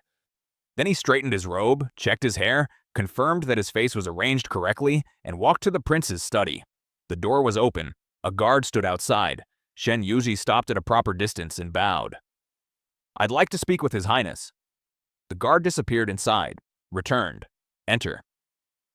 The study was sparse. A desk, 2 chairs, a weapons rack, a single scroll painting on the wall depicting a mountain in snow. Li Weishuan sat behind the desk, reviewing documents, a brush in his right hand. He looked up when Shen Yuji entered. His eyes moved across Shen Yuji's face once, quick, thorough, and something in his expression tightened. He'd read the residue. Whatever Shen Yuji thought he'd composed on his face, the prince had seen beneath it. He set down the brush. "Shen Yuji, Your Highness, I have a request." "Sit." Shen Yuji sat in the chair opposite the desk. His hands settled in his lap. Still, symmetrical. The posture of control maintained by will alone. "The Prime Minister has come to take me home. He wants me to leave tonight." Li Weishuan's expression didn't change, but his hand, the one that had set down the brush, closed into a loose fist on the desk's surface. A small contraction, involuntary. "And I'm requesting permission to remain at the palace until the investigation concludes. I believe I can be of further use to the physician's hall. The dispensary reorganization is incomplete, and Dr. Wen has indicated that the staffing shortage will persist for at least another month." The request was professional. Every word calibrated for the record. If anyone questioned it, if Zhao Heng challenged it, and if the court whispered, the justification was airtight. Medical expertise, staffing needs, service to the throne.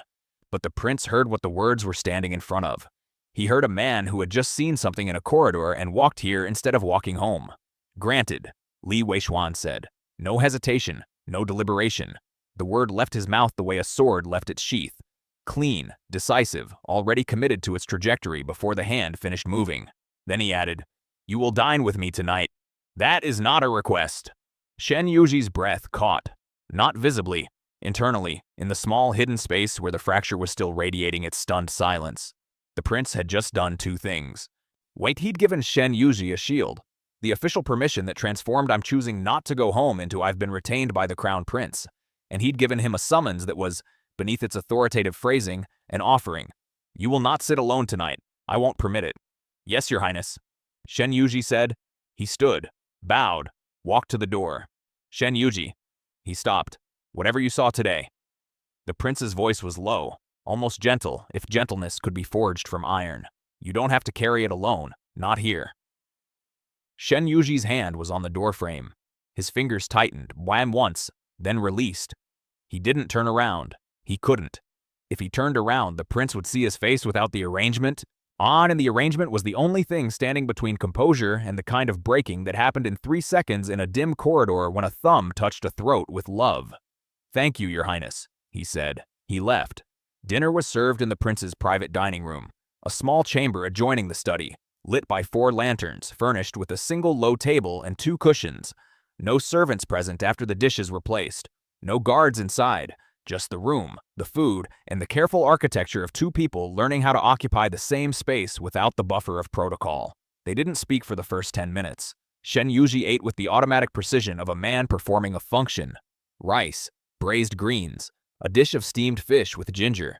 His chopsticks moved steadily, each bite measured, but each swallow controlled. Eating was mechanical. Eating was safe. Eating did not require him to look at the man across the table who was watching him with the same focused attention he'd applied to poisoned wine and medicinal gardens and every detail, however small, that other people missed. Li Weishuan ate less. He held his chopsticks but spent more time studying Shen Yuji than using them, tracing the line of his jaw, the set of his shoulders, the way his fingers gripped the chopsticks a fraction tighter than necessary. Reading him, not with the casual assessment Zhao Heng applied to household furniture, with the deep, patient attention of a man examining a document written in a language he was still learning. At the 11-minute mark, the prince set down his chopsticks. He reached to his left, west where a second tray had been placed. One Shen Yuji hadn't noticed. He removed the cover, a small pot of chrysanthemum tea. Shen Yuji's chopsticks paused, suspended between the dish and his mouth, held in air, frozen by 3 syllables worth of understanding that hit him with the force of a diagnosis. The tea was pale gold, the specific pale gold of chrysanthemum steeped for exactly 2 minutes in water heated to 75 degrees. The temperature Shen Yuji used, which was 5 degrees lower than the standard preparation because the lower temperature preserved the floral notes without extracting the bitter undertones. A detail he'd never told anyone. A preference so private it existed only in the muscle memory of his own hands. The prince had learned it, not by asking, by watching. By paying the kind of attention that required standing in dispensary doorways at night and memorizing the rhythm of a pestle, and noting, from some impossible angle, the exact moment a consort removed a kettle from heat.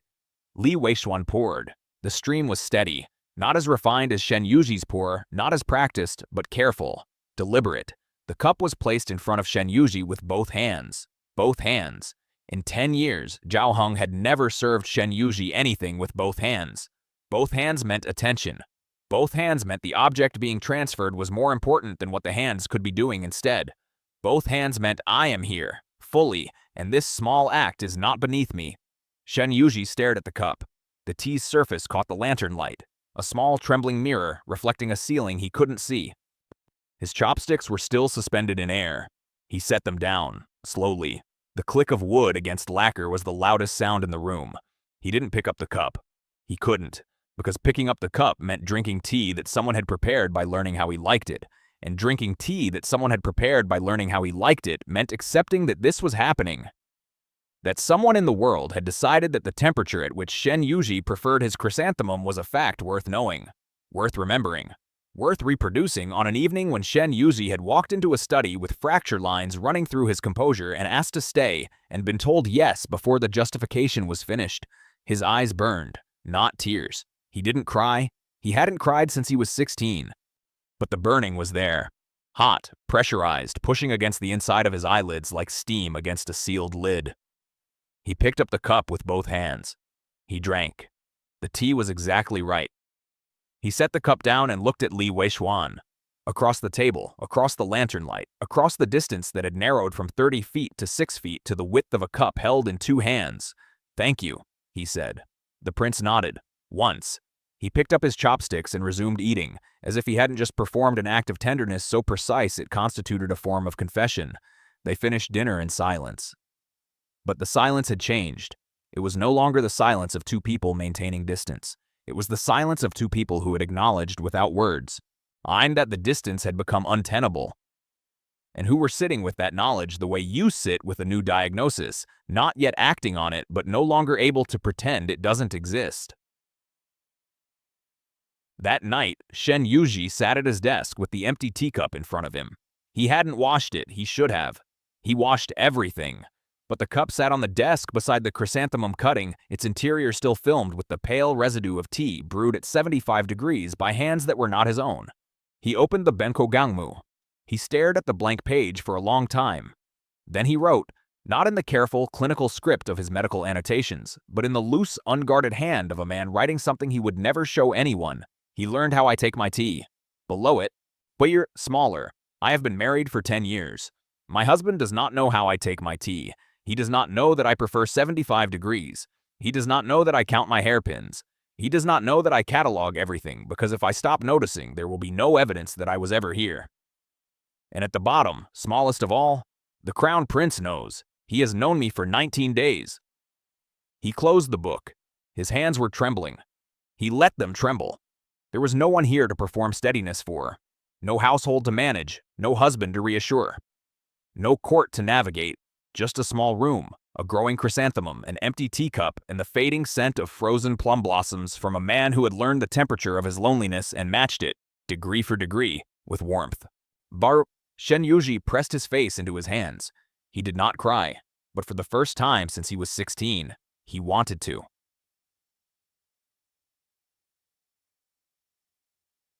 ACT 7. The investigation moved faster than anyone expected. Within a week of the assassination attempt, the Palace Security Bureau had traced the poisoned wine through 4 intermediaries to a kitchen supplier with financial ties to 3 ministerial households.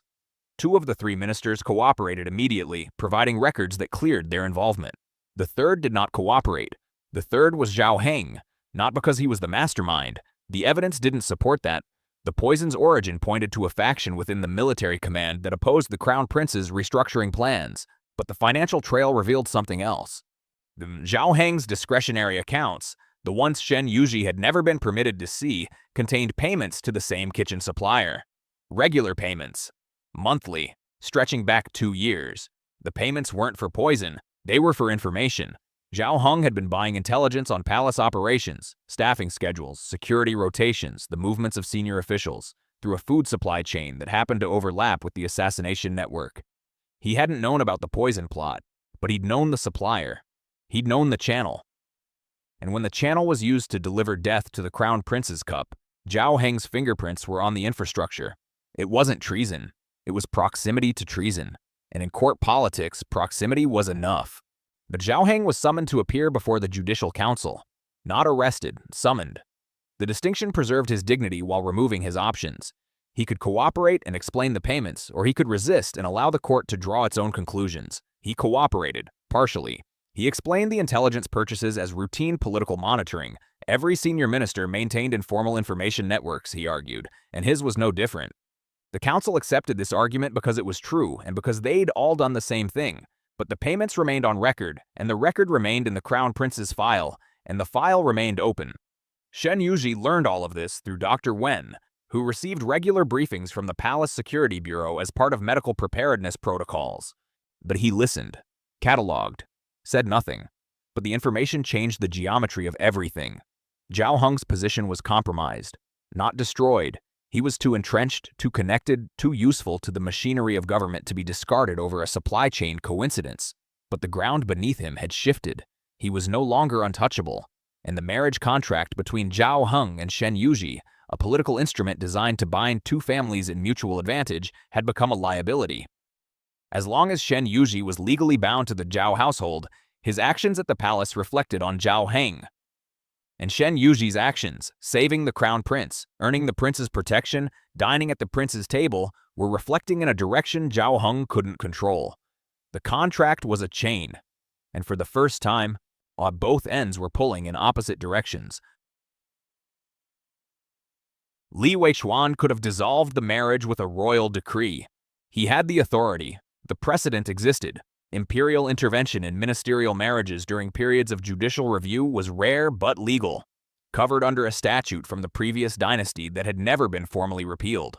A single document, a single seal, the chain would break and Shen Yuji would be free. He didn't do it. Shen Yuji understood why on the 26th day, a week after Zhao Heng's summons, when the prince summoned him to the study. Not for dinner, not for a medical consultation, for a conversation. Li Weichuan was standing by the window when Shen Yuji entered. The scroll painting of the snow mountain hung behind him. White peak, gray sky. By the solitary brushstroke of a pine tree bent but not broken by wind. The prince's reflection was faintly visible in the window glass, doubled, translucent, as if there were 2 of him, one facing outward and one facing in. "Sit," he said. Shen Yuji sat. The prince didn't sit. He remained at the window, hands behind his back, looking at something in the courtyard that Shen Yuji suspected wasn't there. The Judicial Council will conclude its review of Prime Minister Zhao's accounts within the month. The outcome will be a formal reprimand and increased oversight, not removal, not exile. He's too embedded in the Trade Ministry's operations to be replaced without disruption. Shen Yuji nodded. He'd expected this. Zhao Heng was a parasite of the useful variety. His removal would damage the host. The marriage contract between you and the Zhao household is a separate matter. I could dissolve it by decree. I have the legal standing and the political justification. The prince turned from the window. His face was controlled, as always, but his eyes held something Shen Yuji hadn't seen before. A tension that wasn't strategic. It was personal. I haven't done it. I know. Do you know why? Shen Yuji looked at his hands in his lap. Still. Symmetrical. The hands of a man who had spent 10 years choosing his words the way he chose his compounds. By dosage, by effect, by the gap between what was said and what was meant. Because if you dissolve the contract by decree, the decision is yours, and you want it to be mine. Silence. Li Weishuan crossed the room. He sat in the chair opposite Shen Yuji, the same chair, were in the same distance, the same configuration as their first dinner. But the space between them felt different now. Thinner, like paper held up to light, almost transparent, the shapes behind it nearly visible. What do you want, Shen Yuji? The question was simple. 4 words. But it landed with the weight of everything unasked during a decade of marriage. Every morning, Zhao Heng had said, prepare the dark robe without asking, how did you sleep? Every evening, he'd said the tea is good without asking, what do you need? Every night, he'd lain on his side of the bed without asking, are you lonely? Because the answer would have required him to do something about it, and doing something about it would have required him to see Shen Yuji as a person rather than a function. No one had asked Shen Yuji what he wanted in 10 years. The prince asked it the way he did everything. Directly, without decoration, with the implicit promise that the answer, whatever it was, would be received without flinching. Shen Yuji's throat tightened. Not with tears. With the physical effort of speaking a truth that had been stored so long it had calcified, becoming part of the structure rather than the contents. Removing it would leave a gap. He'd have to decide what to fill it with. I want to stop being someone's proof of loyalty, he said. The words came out quiet, stripped. No poetry, no indirection, no clinical framing. Just the raw, compressed core of a decade's worth of silence, spoken to a man who had earned the hearing by noticing chrysanthemum species and tea temperatures and the viscosity of wine from 30 feet away. Li Weishuan absorbed the sentence. Now, he didn't react immediately, didn't reach for Shen Yuji's hand, didn't offer comfort, didn't rush to fill the silence with reassurance. He sat with it, let it exist in the room, gave it the respect of being heard completely before responding. You were never that to me, he said. You were never proof of anything. You were. He stopped. His jaw worked. The iron discipline that governed every aspect of his public existence was straining against something underneath. And for the first time, Shen Yuji saw the seams. I should not say this here. Where then? The garden. Tonight, if you're willing. Shen Yuji stood. He bowed.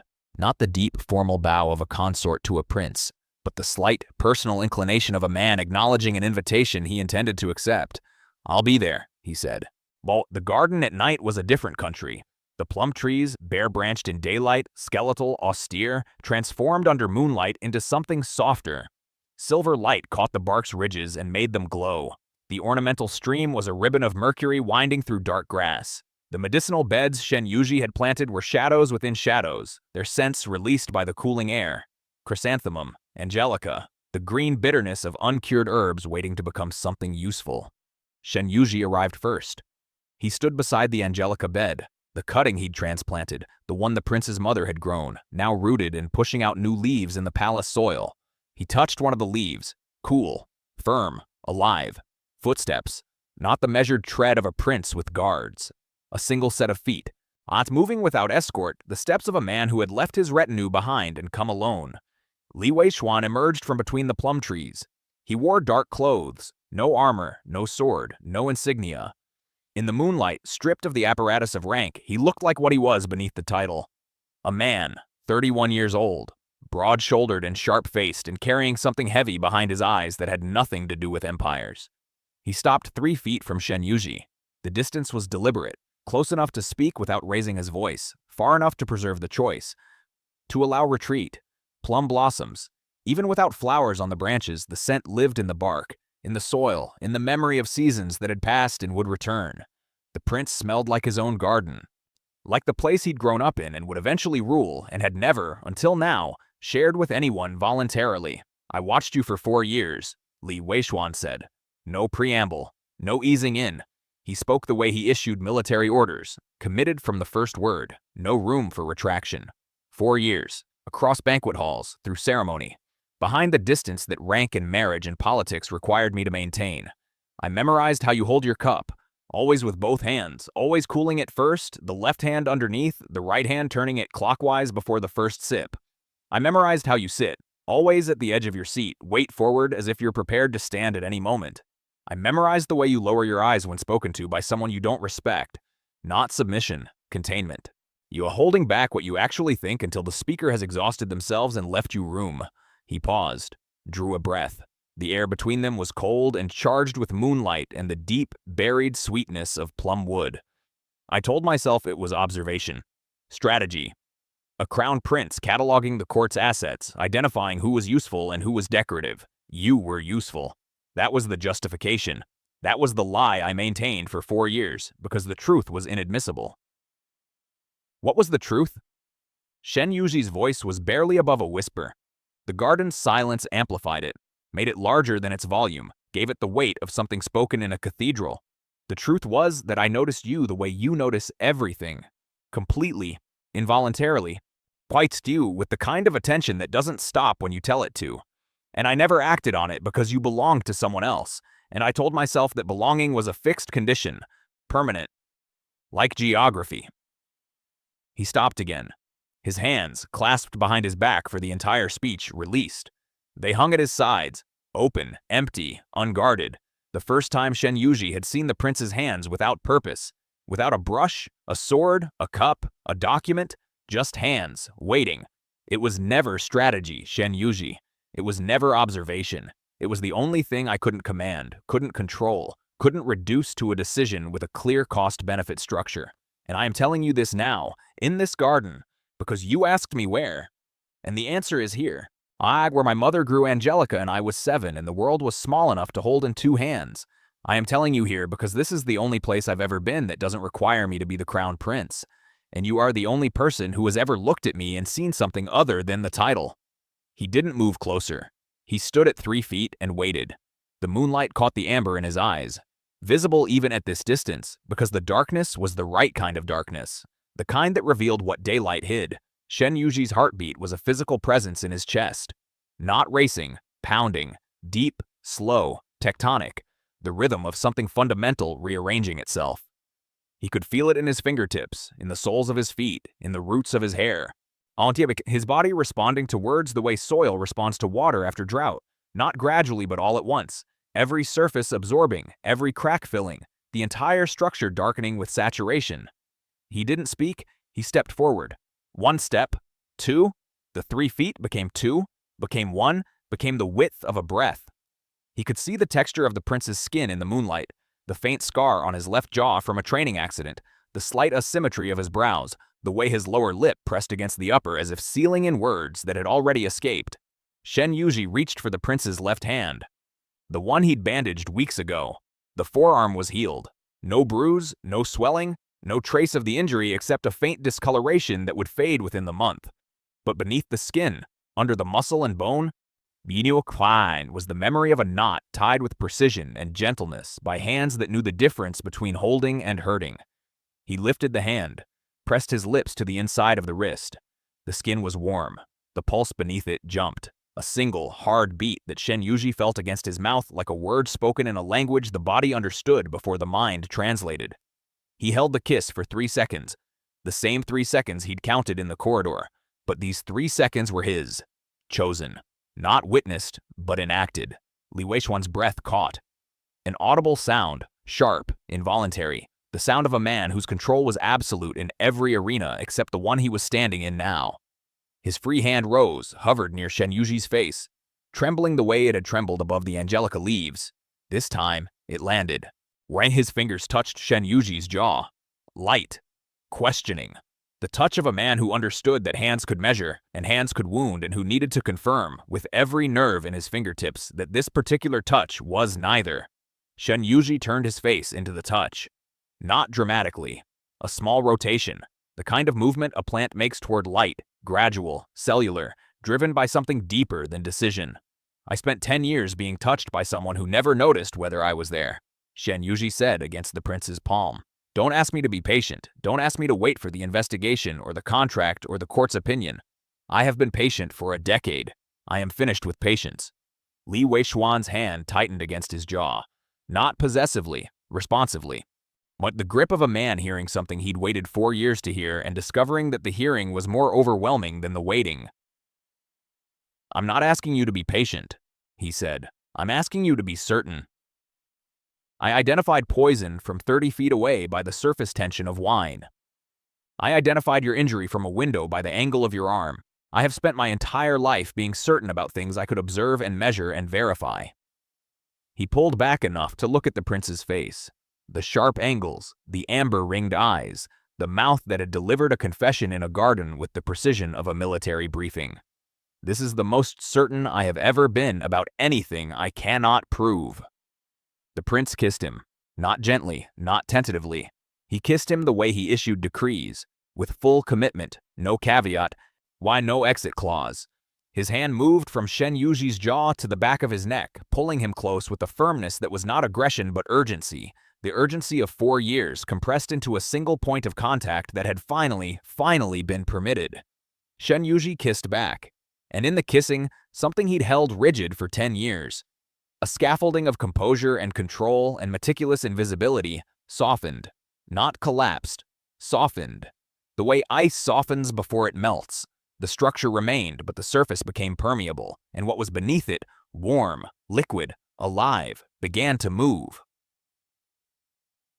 They went inside, the prince's quarters, a room Shen Yuji had never entered, larger than his own, but similarly sparse. A wide sleeping platform, a desk, a weapons rack, a window facing the garden they'd just left. Moonlight fell across the floor in a long, pale rectangle, cutting the room into silver and shadow. Li Weishuan stopped inside the doorway. His hand was still on the back of Shen Yuji's neck, a point of connection he hadn't released since the garden, as if breaking contact would reverse the permission they'd given each other. "I have not done this," the prince said. His voice was low, not ashamed, precise, offering a fact the way he offered everything, directly with the expectation that it would be received without judgment. "I have not done this with anyone." Shen Yuji looked at him, the crown prince, the man who commanded armies and terrified ministers and had watched him for 4 years across banquet halls and memorized the way he turned a teacup, standing in his own bedroom, admitting inexperience, with the rigid dignity of someone who would rather be honest and awkward than polished and false. "I have," Shen Yuji said, "but never because I chose to." The sentence sat between them. It said everything about the marriage it described, the mechanical intimacy, the obligatory nights, the body performing a function while the person inside it waited for it to be over. Li Weishuan's hand moved from his neck to his face, both hands now framing his jaw, holding him with a steadiness that wasn't clinical but wasn't desperate either. It was the steadiness of someone who had decided to be present for every second of what was about to happen and refused to rush through any of it. "Then this is the first time for both of us," he said. Shen Yuji led. He undressed the prince slowly, not with the practiced efficiency of a consort performing a duty, but with the deliberate attention of a man exploring territory he'd chosen to enter. Each layer removed was a discovery, the breadth of the shoulders beneath the dark fabric, the scar tissue on the left forearm where the bruise had been, the topography of muscle built by years of training, the unexpected vulnerability of the hollow at the base of the throat where the pulse was visible, rapid, exposed. He pressed his mouth to that pulse, felt it jump. Li Weishuan's hands were on his waist, careful, uncertain, learning the mechanics of tenderness through trial. When Shen Yuji guided them, "Here, like this, slower," the prince obeyed with the same immediate compliance he'd shown in the dispensary when Shen Yuji had said sit down. Not submission, trust. The recognition that in this arena, Shen Yuji's expertise exceeded his own, and following was not weakness but wisdom. Shen Yuji undressed himself with less ceremony. He let the robe fall. Let the prince see him, not the consort, not the healer, not the invisible administrator of a household that ran on his labor and repaid him with indifference. Just the body. 30 years old, lean from a decade of garden work and insufficient meals eaten alone, scarred on the left forearm from a burn sustained during his first year of compound preparation. Imperfect, specific, his. Li Weishuan looked at him the way he looked at everything, completely. His eyes moved across Shen Yuji's body without hurry, cataloging details the way Shen Yuji cataloged compounds, the burn scar, the calluses on his fingers, the line of his collarbone. Each observation registered and stored, becoming part of the prince's understanding of who Shen Yuji was when the layers were removed and nothing was left but fact. "You're thin," the prince said. Not critically, with concern. "I've been thin for 10 years. No one noticed. I notice." Shen Yuji pulled him down onto the sleeping platform. The sheets were cool, Silk, finer than anything in the Zhao household, but cold from emptiness. The prince's body was warm, warm in a way that had nothing to do with temperature and everything to do with intention. Every point of contact deliberate, every touch asking, is this right? Is this welcome? Is this what you chose? It was what he chose, for the first time. And now the Hans of Sabrina now. In 30 years of life and 10 years of marriage and 8 months of knowing that his husband's tenderness belonged to someone else and 26 days of watching a man learn the temperature of his tea. For the first time, Shen Yuji touched someone because his hands wanted to, and was touched by someone whose hands were shaking, not from inexperience but from the magnitude of what they'd been given permission to hold. It was slow. Not performatively slow, organically slow, the pace of two people navigating unfamiliar territory with care. Shen Yuji guided and the prince followed, and occasionally the prince's instinct overtook the guidance. A hand gripping too tight, a breath too sharp, a movement driven by 4 years of contained want. And Shen Yuji steadied him. Here, slower, stay with me. The prince stayed. When it was over, not finished, not concluded, but arrived at, the way you arrive at a destination after a journey you didn't know you were taking, they lay side by side on the silk sheets, breathing. The moonlight had moved across the floor. The garden was silent. The room smelled of sweat and plum blossoms and the faint, lingering bitterness of chrysanthemum from Shen Yuji's hands, which had touched herbs that morning and now rested on the chest of a man who had memorized the way he held a cup. Li Weiquan traced the calluses on Shen Yuji's fingers, one by one, index, middle, ring, the roughened skin of a decade's labor, grinding compounds, pulling weeds, writing ledgers, measuring doses, hands that had saved his life, hands that had tied a bandage with a knot so gentle it felt like a sentence he hadn't finished reading. "These hands saved my life," the prince said. Shen Yuji watched the prince's thumb move across his knuckles. The touch was reverent. Not worshipful, reverent. The distinction mattered. Worship elevated the object above the worshipper. Reverence recognized the object's value without diminishing the self. Li Weiquan touched Shen Yuji's hands as an equal examining something precious. Not because the hands were extraordinary, but because they belonged to someone he'd chosen to see completely. "These hands are mine," Shen Yuji said. "That's all that matters." The prince pulled them to his chest, pressed them flat against the skin above his heart, held them there with both hands. Both hands, the way he'd served tea, the way he did everything that mattered. And Shen Yuji felt the heartbeat beneath his palms. Strong, steady. Aswar, the rhythm of a man whose control had been surrendered voluntarily and whose body, freed from the discipline of command, beat with a simplicity that was almost unbearable in its honesty. He left his hands there. He didn't withdraw them. For the first time in 10 years, touch was not something to endure or perform or catalog in a journal hidden inside a hollowed-out medical text. Touch was a conversation, and both speakers were fluent. Later, the deepest part of night. The prince asleep, face slack, mouth slightly open, the iron discipline dissolved into something young and unguarded, one arm across Shen Yuji's waist, not gripping, resting, the weight of trust made physical. Shen Yuji was awake. He lay in the dark and listened to the prince breathe and felt the arm across his waist and looked at the ceiling and understood, with the clarity of a diagnosis that changed everything, that he would not go back to the Zhao household. Not tonight, not tomorrow. Not when the investigation concluded or the contract was dissolved or the court rendered its judgment. He was finished, not with anger, not with vengeance. Not with the dramatic rupture of opera stories where betrayed consorts burned letters and screamed into the wind. With quiet. The quiet of a man who had spent 10 years noticing everything and being noticed by no one, and who had finally, in a garden under moonlight, been seen by someone who understood that seeing was the most radical form of love. More intimate than touch. More binding than contract. More permanent than any vow spoken in a red veil at 16. He turned his head, pressed his lips to the prince's forehead.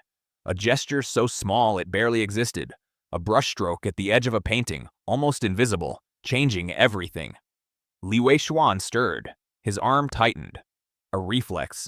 The body's way of saying, even in sleep, stay. Shen Yuji stayed. Act 8. The court found out in the way courts always find out, not through announcement but through accumulation.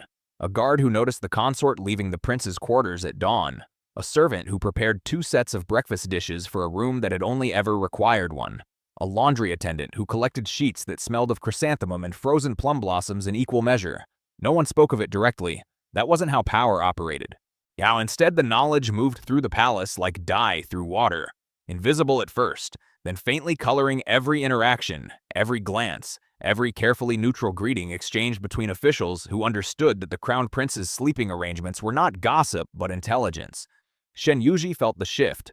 He was attuned to atmospheric changes the way sailors were attuned to wind, by instinct, by pressure, by the subtle alteration in how people positioned their bodies when he entered a room. The physician's hall staff treated him the same. Dr. Wen's professional respect hadn't wavered.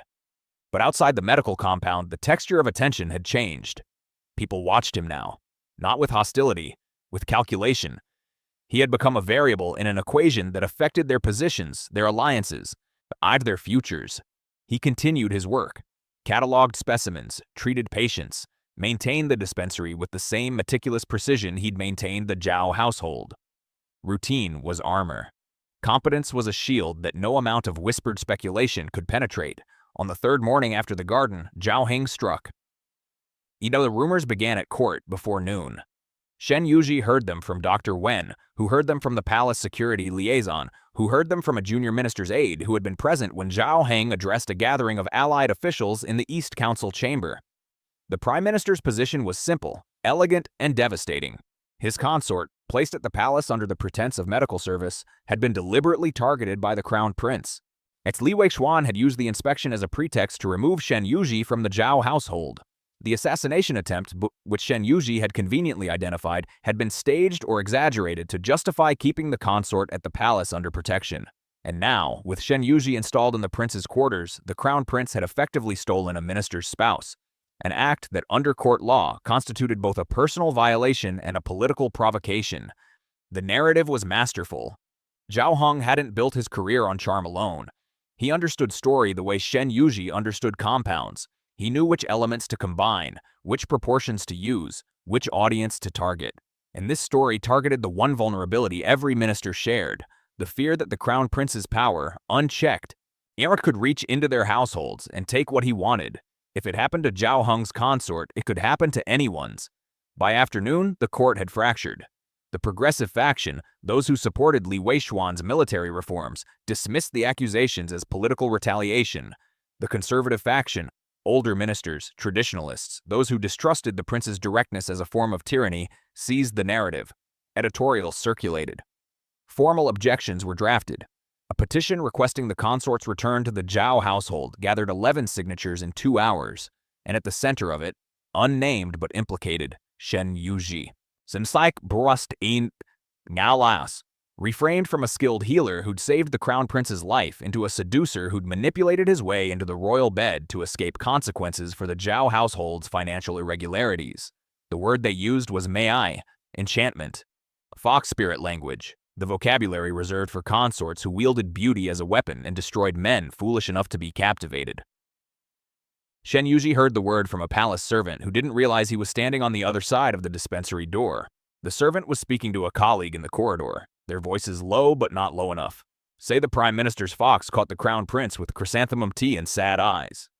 10 years married and suddenly he can't bear to go home? Please. He saw which bed had more silk and climbed into it. Shen Yuji opened the door, and the servants' faces went white. They bowed, stammered. He looked at them with the same expression he'd worn for a decade, calm, composed, unreadable, and said nothing. He stood in the doorway until they retreated, their whispers dying in the corridor like embers in rain. Then he closed the door, returned to his workbench, picked up the pestle. His hands were steady. They were always steady. Li Weishuan's response to the political crisis was characteristically direct. He addressed the Judicial Council personally, presenting the timeline of events. The inspection, the medical assignment, the assassination attempt, the consort's role in identifying the poison, with documentation that corroborated each step. He did not mention the personal relationship. He did not need to. The facts spoke for themselves. Shen Yuji was at the palace because of documented medical expertise and had saved the prince's life through professional competence, not seduction. The council received the presentation with the careful neutrality of men who understood they were being asked to choose between a crown prince and a prime minister, and who preferred to choose neither. The petition for Shen Yuji's return remained on the table, unsigned by anyone with enough rank to force action, but present, visible, a threat that existed by existing. That evening, Li Weichuan was tense in a way Shen Yuji hadn't seen before. The controlled, compressed tension of a man whose preferred method of problem-solving was decisive action, confronting a problem that required patience. He paced the study. He read reports without absorbing them. He poured tea and forgot to drink it. "The conservative faction won't move against me directly," he said. "They don't have the standing, but they'll use Zhao Heng's narrative to slow the military reforms. Every council session will become a referendum on my judgment. They'll say I'm compromised, distracted, that my personal entanglements are affecting governance." Shen Yuji sat in the chair opposite the desk. He'd brought his medicine kit, not because anyone needed treatment, but because the familiar weight of it in his hands was grounding, a tether to the part of himself that functioned regardless of circumstance. "They're not wrong," he said quietly. Li Weichuan stopped pacing. "What? You are compromised, not in your judgment, in your exposure. Every decision you make regarding the Zhao household will now be interpreted through the lens of our relationship. If you dissolve the marriage contract, they'll call it theft. If you punish Zhao Heng, they'll call it jealousy. If you protect me publicly, they'll call it infatuation. The narrative Zhao Heng has constructed doesn't require truth. It only requires plausibility, and a crown prince who sleeps with a minister's consort is plausible in any story the court wants to tell." The prince stared at him, not with anger, with the particular stillness of a man recognizing that the person across from him understood the battlefield better than his generals did. "What are you suggesting?" "I'm not suggesting anything yet. I'm diagnosing. You asked me once whether a compound was medicine or poison. It's higher we, and I told you the substance doesn't change, only the hand that measures it. Right now, Zhao Heng is measuring the story. His hand is on the dosage. We need to change the hand." "How?" Shen Yuji opened his medicine kit, not to retrieve anything, to look at it. The 42 jars, the needles, the reference texts, the ordered architecture of a life built on precision and knowledge and the quiet, relentless accumulation of expertise that no one had ever valued until a prince walked into a dispensary with a bruised arm. "I'll handle it," he said. "Yuji, I'll handle it." The use of his personal name, not Shen Yuji, not Consort Shen, stopped the prince mid-sentence. It was the first time Shen Yuji had invoked the intimacy of their private address in a strategic context. It was a boundary. A door gently but firmly closed. "I rocade," it said. "This is mine to do.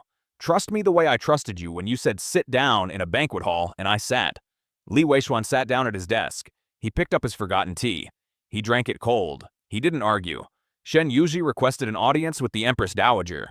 The request moved through channels with the glacial pace of palace bureaucracy, submitted to the Dowager's chief attendant, reviewed by the protocol office, approved after 2 days of deliberation, during which Shen Yuji imagined several officials arguing about whether a minister's consort had the standing to address the mother of the crown prince directly. The answer, apparently, was yes, but barely. The Empress Dowager received him in the Phoenix Hall, a formal audience chamber decorated with lacquered screens and silk hangings in deep crimson and gold. She sat on an elevated platform, attended by 4 ladies-in-waiting and a secretary who recorded everything spoken in the room. She was 63 years old, silver-haired, with a face that had been beautiful once and had aged into something more useful, authority. She'd survived 2 succession crises, the death of her husband and 30 years of court politics. She did not impress easily. Shen Yuji bowed. Deep. Correct. He waited to be addressed. "Consort Shen." Her voice was dry, precise, the voice of a woman who had long ago stopped wasting words on pleasantries. "You requested this audience. Speak." "Your Majesty, I am here regarding the matter of my marriage to Prime Minister Zhao Heng and the accusations currently circulating at court regarding my presence at the palace. I am aware of the accusations. I am also aware that you saved my son's life. These 2 facts exist in tension. I'm curious which one you've come to discuss." "Neither, Your Majesty. I've come to present evidence." A slight shift in the Dowager's posture. Not surprise, interest. The ladies-in-waiting exchanged glances. The secretary's brush paused above the paper. Shen Yuji produced a bound journal from inside his robe. Not the hollowed-out Benko Gangmu. That was private, sacred, the record of a heart in transit. This was different. A second journal. One he'd maintained in parallel for years, stored not in a hidden book but in plain sight on the records room shelf at the Zhao household. filed between supply inventories where no one would look because no one except Shen Yuji ever entered the records room. This journal contained 10 years of observations, and not personal grievances, not emotional testimony, data. The kind of data that a man trained in medical documentation and household administration would collect if he spent a decade watching everything and recording what he saw with clinical precision. Servant injuries, dates, descriptions, anatomical locations.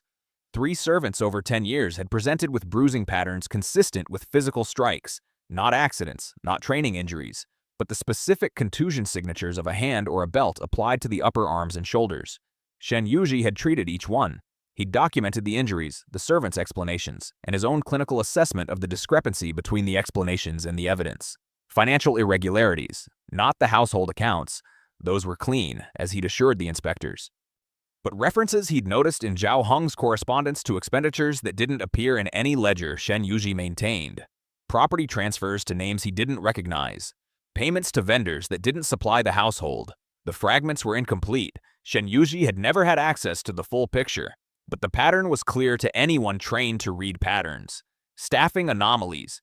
3 servants dismissed without cause over 8 years, each one shortly after being assigned to tasks that brought them into proximity with Zhao Heng's private study or personal quarters.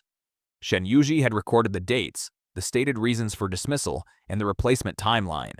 In each case, Wu posited the dismissed servant was replaced within 24 hours. An efficiency that suggested the replacement had been arranged before the dismissal was executed. He presented the journal to the Empress Dowager's secretary, who carried it to the platform. The Dowager did not open it immediately. She looked at Shen Yuji. "You maintained this record for 10 years. "Yes, Your Majesty. Without telling anyone. There was no one to tell, Your Majesty. A consort's observations carry no legal weight without corroboration. I had no corroboration. I had only what I could see and what I could write down. And you're presenting it now because the Crown Prince's inspection created a legal framework within which this evidence becomes relevant. And because the accusations currently circulating at court that I seduced my way into the palace to escape the Zhao household misrepresent the reason I did not wish to return." The Dowager opened the journal. She read the first page, the second. She turned pages slowly, her expression unchanged, her eyes moving across Shen Yuji's precise clinical handwriting with the focused attention of a woman who had spent 30 years reading documents that concealed as much as they revealed. She did not mention the cheating. Shen Yuji hadn't included it. The journal contained no reference to Lian Feng, no reference to jade pendants, no reference to sandalwood that wasn't Zhao Heng's. Those were personal wounds. They had no place in a legal document. And Shen Yuji understood, with the strategic clarity that 10 years of silence had sharpened into a blade, that a case built on a husband's infidelity would be dismissed as a consort's jealousy. A case built on documented abuse, financial irregularity, and systematic concealment could not. The Dowager closed the journal. She looked at Shen Yuji for a long time, not with pity, not with warmth, with the appraising, unsentimental respect of a woman who recognized competence because she'd built her own survival on it. "You are not what the court says you are," she said. "No, Your Majesty." "What are you then?" Shen Yuji met her gaze, steady, level, the gaze of a man who had knelt in gardens and dispensaries and beside sleeping princes, and who had finally, after a decade of observation, decided to be observed. I am a healer," he said. "I identify what is harmful and I remove it. That is all I have ever done." The Dowager nodded. Once. She handed the journal to her secretary with an instruction Shen Yuji couldn't hear. Then she dismissed him with a wave, not unkind, but conclusive. The audience was over. The evidence was received. What happened next was no longer in Shen Yuji's hands. He bowed. He left the Phoenix Hall. Li Weishuan was waiting outside, not at a discreet distance, not behind a screen or around a corner. He was standing in the open corridor, in full view of the Dowager's attendants and the protocol officials and anyone who happened to walk past, making no effort to conceal either his presence or the reason for it. He hadn't known Shen Yuji was going to do this. Shen Yuji hadn't told him about the journal, hadn't mentioned the audience request, hadn't shared the strategy. He'd handled it, alone, with the tools he'd built over a decade of invisible labor, documentation, precision, the quiet weaponization of being underestimated. The prince looked at him, and for the first time, Shen Yuji saw something on Li Weishuan's face that wasn't control or recognition or the careful architecture of concealed emotion. It was unsettlement, not displeasure, not anger. The particular destabilization of a man who had spent his life commanding every variable in his environment and had just discovered that the person he cared about most was capable of operating entirely outside his awareness.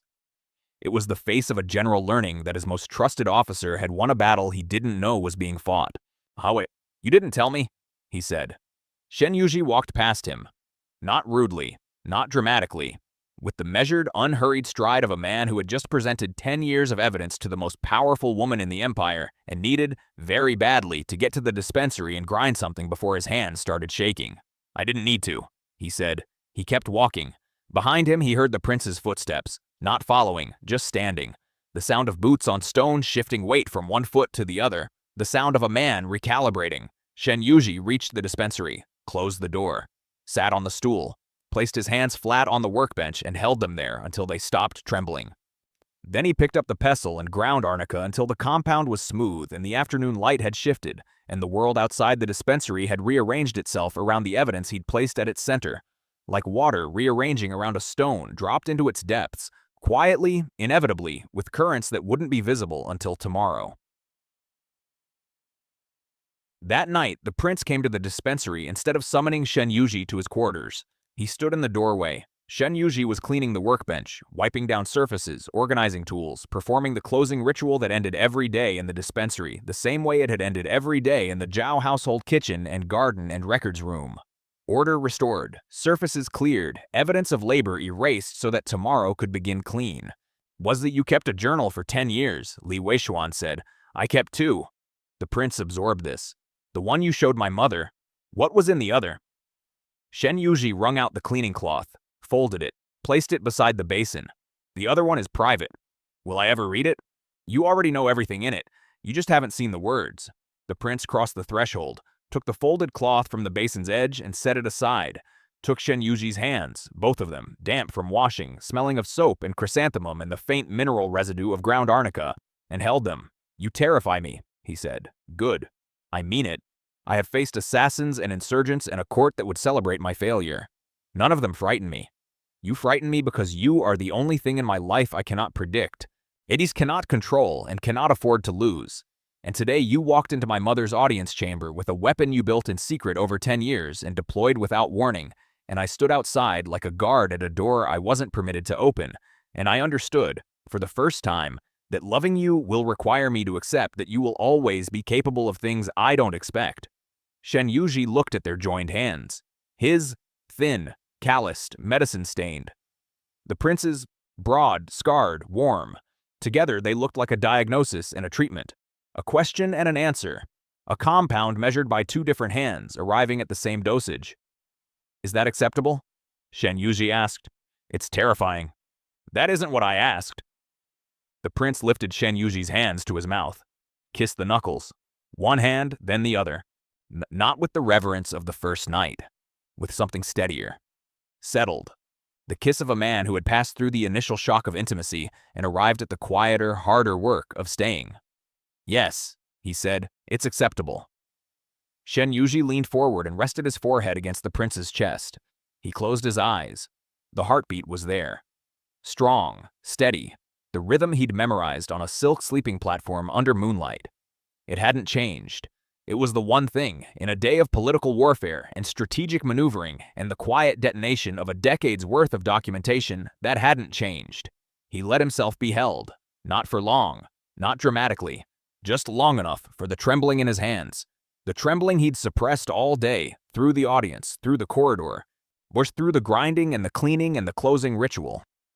To transfer from his body to the prince's, where it was absorbed into a larger steadiness and dissolved.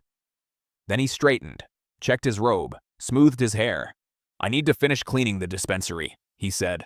The prince released him, stepped back, looked at him with an expression that contained in its careful control the entire spectrum of what he'd just confessed. Terror, acceptance, the stubborn, iron-forged commitment of a man who had decided to love someone more capable than himself and was prepared to spend the rest of his life being surprised by it. "I'll wait," he said. Shen Yuji picked up the cloth. Returned to wiping down the workbench. The prince sat on the stool and waited.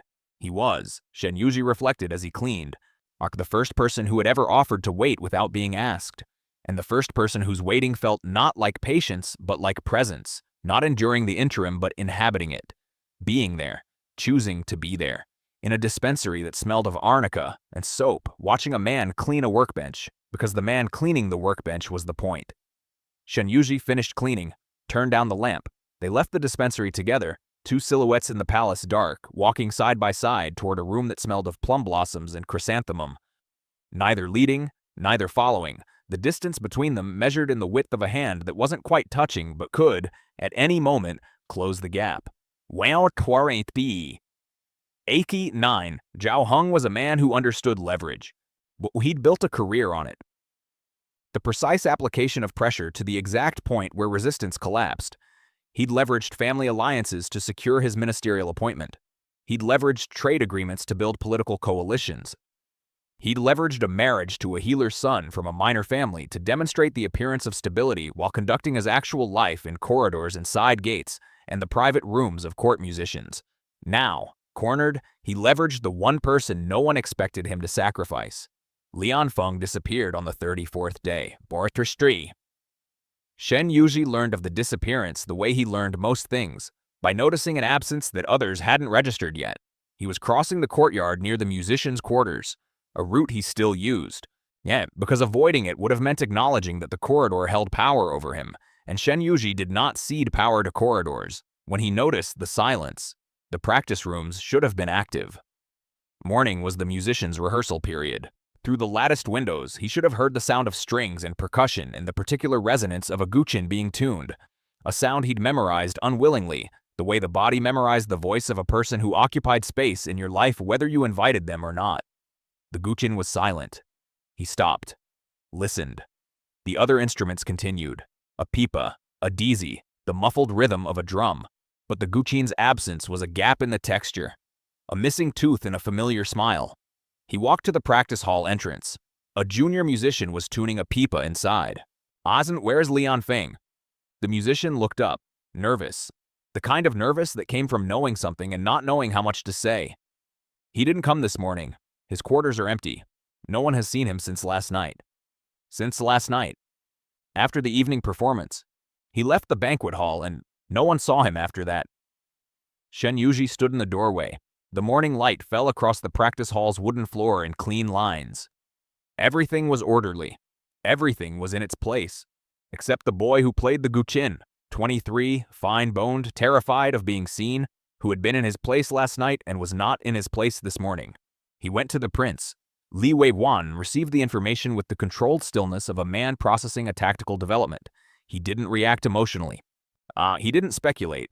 He asked 3 questions. When was Lian Feng last seen? Who saw him? And where? Shen Yuji provided what he knew. The prince summoned his security chief. Within 2 hours, the investigation had established a timeline. Lian Feng had left the banquet hall at the hour of the dog, approximately 9 in the evening. He'd been seen crossing the southern courtyard, alone. A gate guard at the servants' entrance reported that a covered cart had departed the palace compound at approximately the same time, carrying what was described as musical instruments being returned to a repair workshop in the city. The cart had not returned.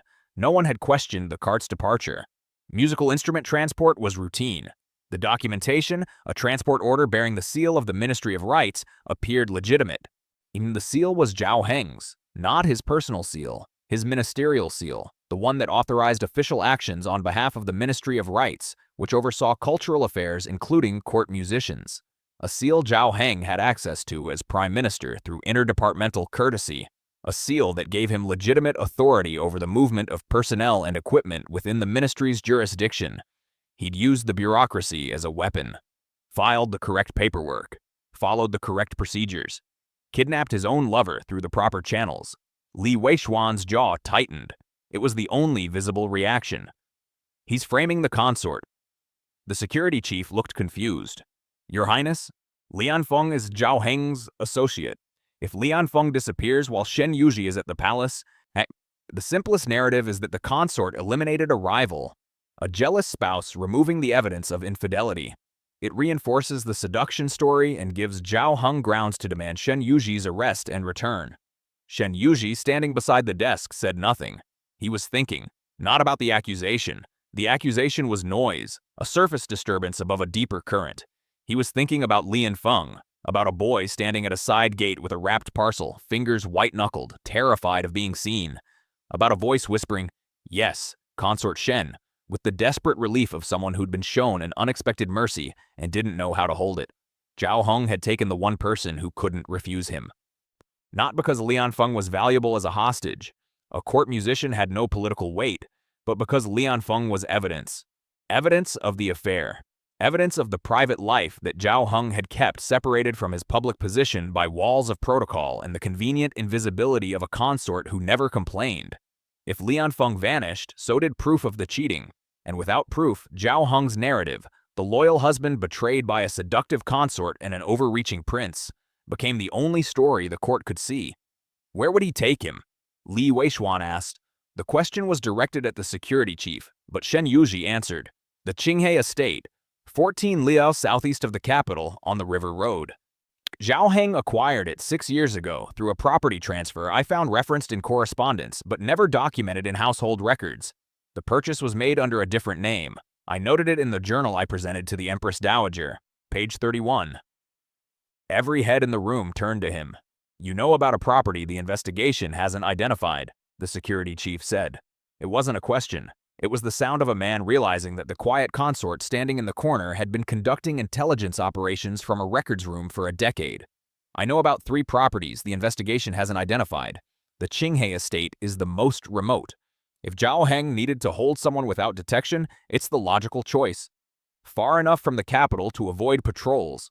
I close enough to access within half a day's ride and registered under a name that doesn't appear in any official directory.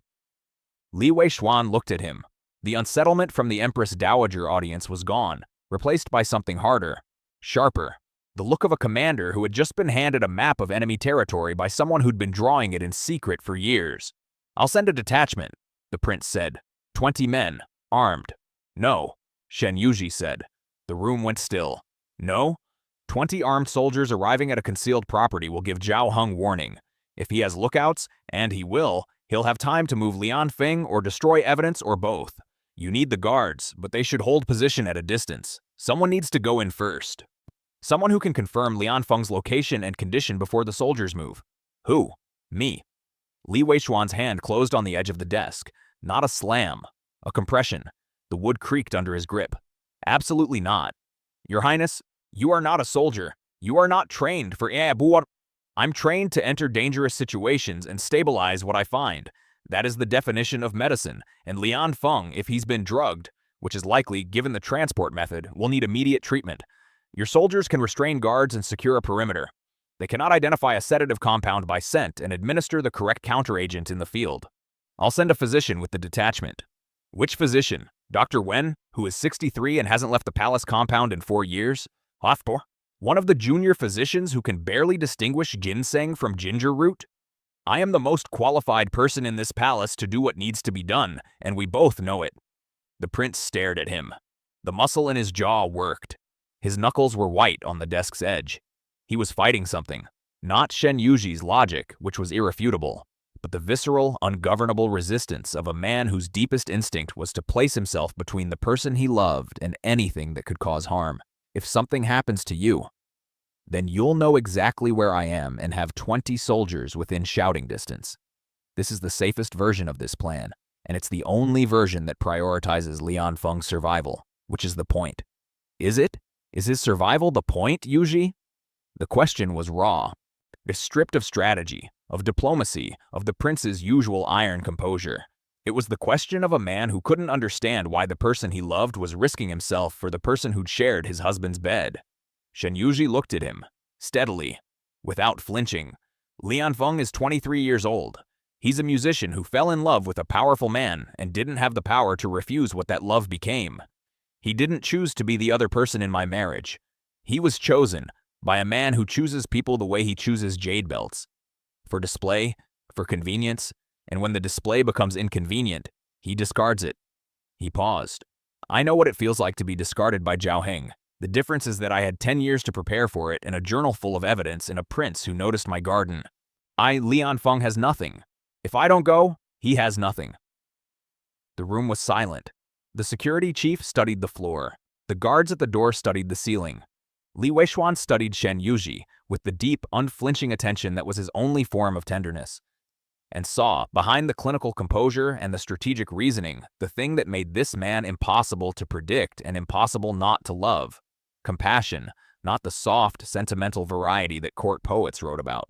The hard kind. The kind that extended even to the person who'd occupied the space in your husband's heart that should have been yours. The kind that required you to see clearly, to see everything, to notice every jade pendant and every collar adjustment and every plum blossom in a margin, and to choose mercy anyway. "Take the guards," the prince said. His voice was rough. "Hold position at the tree line. I want a signal. 2 fires, 1 low, 1 high. When you've confirmed his location, the soldiers move when they see the signal." "Understood." "And Yuji." "Yes. Come back." It wasn't an order. It was the only request the crown prince had ever made that contained no authority. Just want. Just the naked, indefensible want of a man who had waited 4 years to touch someone and couldn't bear the arithmetic of losing them after 26 days. "I'll come back," Shen Yuji said. He left to prepare his medicine kit. Sorry. The Qinghe estate was exactly where Shen Yuji knew it would be. 14 li southeast on the river road, set back from the main route behind a stand of willow trees that screened the compound from casual observation. The buildings were old. A main house, 2 outbuildings, a walled courtyard, maintained just enough to be habitable but not enough to attract attention. The kind of property that existed on paper under a false name and in reality as a place where things happened that weren't supposed to be seen. Shen Yuji arrived at dusk with the guard detachment. 8 soldiers, not 20, because the prince had reduced the number to minimize visibility while increasing the speed of response. They positioned themselves in the willow grove 200 yards from the compound wall and waited. Shen Yuji went in alone. He'd changed into dark clothing, a servant's robe borrowed from the palace laundry, unremarkable, the kind of garment that made you invisible not because it concealed but because it declared insignificance. And he carried his medicine kit in a shoulder bag. No weapon. He'd never carried a weapon. His weapons were in the jars. The compound's outer wall was low, chest height, designed for privacy rather than defense. He climbed over it at the northeast corner, where the shadows were deepest and the wall abutted an untended garden that had gone to seed. He dropped into the garden and crouched, listening. 2 guards. He could hear them. The low murmur of conversation from the main house's entrance, the occasional scrape of a boot on stone. Not professional soldiers. Hired men. The kind who did irregular work for regular pay and didn't ask what was in the rooms they were guarding. He circled the main house, staying in the garden's cover. The windows were shuttered, all except one on the ground floor's eastern side, just where a faint light leaked through a gap in the wood. He approached it, pressed his eye to the gap. A room, small, furnished with a sleeping mat and a water pitcher. A single oil lamp on a low table, burning at the lowest setting. And on the mat, lying on his side with his back to the door, a figure in pale robes. Lian Feng. Shen Yuji assessed from the window. The boy's breathing was visible. Shallow, rhythmic, too regular. Not natural sleep. Sedation. His body was curled inward, knees drawn up, arms folded against his chest. The posture of someone who'd been conscious when the drug took effect and had instinctively contracted into a protective position before losing awareness.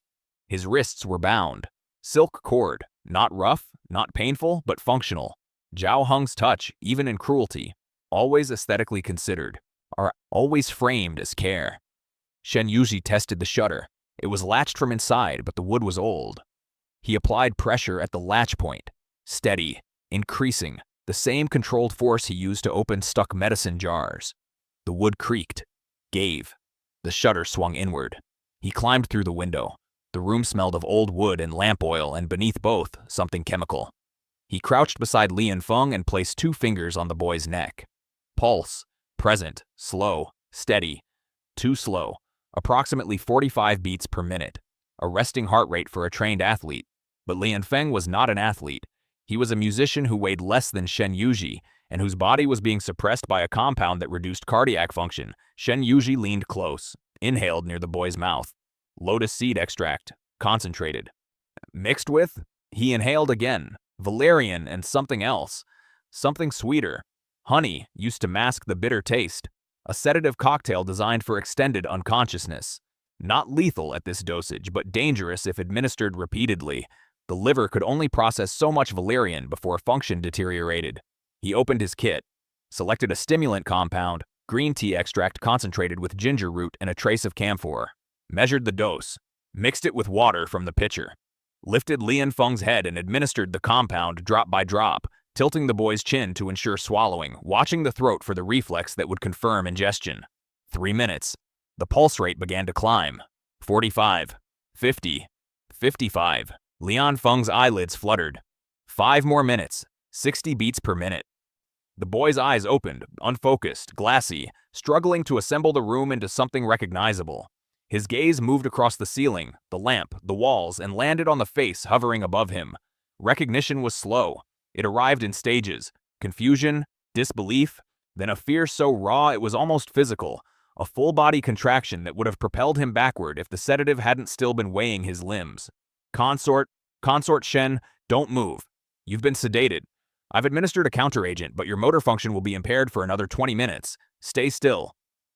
Lian Feng's bound hands rose to his face. He stared at the silk cord as if seeing it for the first time. Then he looked at Shen Yuji, at the man whose husband he'd shared, whose marriage he'd occupied the shadow side of, whose quiet composure at a side gate had been the closest thing to kindness he'd received in 2 years of being Zhao Heng's secret. And his face crumpled. He said you'd never come for me. The words were slurred, barely coherent, the voice of a boy surfacing from drugged sleep into a reality he hadn't expected to wake into. Shen Yuji untied the silk cord, gently. The knots were simple, not Zhao Heng's work but a guard's, tied with functional indifference. He unwound the cord from each wrist, checking the skin beneath for abrasion. Mild redness, no broken skin. The binding had been recent, 12 hours at most. He doesn't understand people who don't calculate, Shen Yuji said. He helped Lian Feng sit upright. The boy swayed, his hands, the musician's hands, slender. Anna, trained to coax beauty from strings, gripped Shen Yuji's forearms for balance. The grip was weak, desperate, the grip of someone holding onto the only solid thing in a world that had liquefied around him. Why? Lian Feng whispered. Why did you come? You should hate me. You didn't take anything. He gave himself away long before you arrived.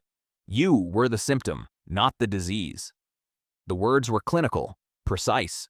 The kind of sentence a healer constructed from years of diagnosing root causes rather than surface presentations. But beneath the precision, something else. The hard, specific compassion of a man who had looked at his husband's lover and seen not an enemy but a patient. Another body damaged by the same source. Quartz, another person consumed by a man who consumed people the way fire consumed lamp oil. Completely, efficiently, leaving nothing behind but smoke and the faint smell of something that used to burn. Shen Yuji held Lian Feng steady until the boy's breathing stabilized. Then he reached into his kit, retrieved the signal flares, 2 ceramic capsules filled with phosphorus compound, 1 short burn, 1 long burn, and moved to the window. He cracked both capsules on the stone windowsill. The flames caught, 1 low, guttering close to the ground, 1 high, arcing upward in a brief, bright line that cut the dusk like a brush stroke. 2 fires, 1 low, 1 high. In the willow grove, 200 yards away, 8 soldiers saw the signal and began to move. The guards at the main house surrendered without resistance. They were hired men, as Shen Yuji had assessed, unarmed except for wooden batons, uninterested in dying for a property that didn't belong to them on behalf of a man who hadn't told them what they were guarding. The soldiers secured the compound within minutes. The evidence, the transport order, the sedative compounds, a written instruction in Zhao Heng's hand directing the guards to maintain the guests' comfort until further notice, was collected and sealed. Shen Yuji stayed with Lian Feng. The boy was conscious now but disoriented. The counteragent was working. His pulse had normalized, his pupils were responding to light, his motor function was returning in incremental stages. But the emotional processing lagged behind the physical recovery. He sat on the sleeping mat with his unbound hands in his lap, Ivor staring at his fingers as if they belonged to someone else. He told me we were leaving the capital, Lian Feng said.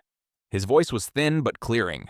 He said the investigation was dangerous and he needed to protect me. He said we'd go to a country house and wait until it was safe. He was gentle. He held my hand in the cart.